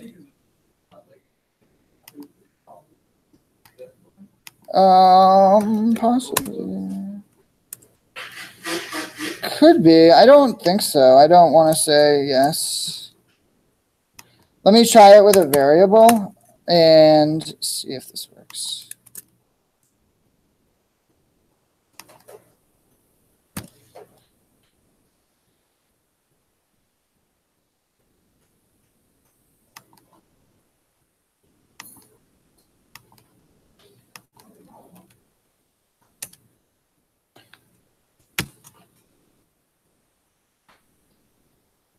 Cannot set property on click of no.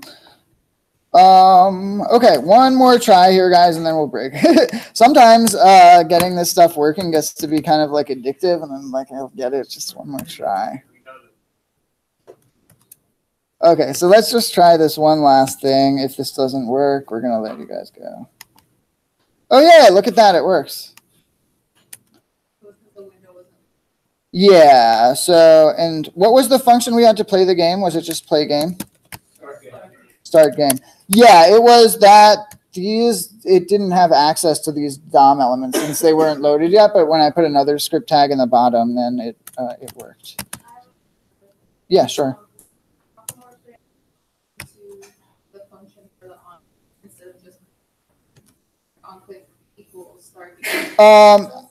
Because I was trying to debug. Let's see if it works. It should work without that, actually.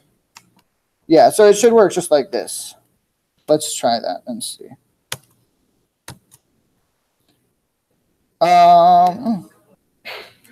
Bless you. Choose rock, paper, or scissors. Start.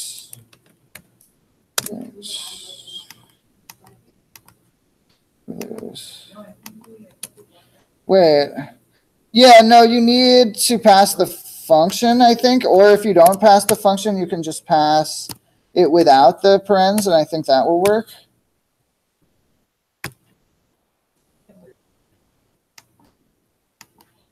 Let's see if it does work on that one. Yeah, there it goes. So you can pass it without the function wrapper around it. If you don't have the two parentheses to execute it, then it will just think that is the callback function. So yeah, so this will work. Right, otherwise it's expecting a function. Well, onload just tells it, onload is a function, so you just set that property to whatever you want your function to be to happen when it's on load or on click. And we'll get, I mean, this is kind of getting ahead of ourselves. We'll get a lot more opportunity to play with this and all this stuff. Guys, give yourselves a round of applause. You have done totally fantastic. Good job, everyone.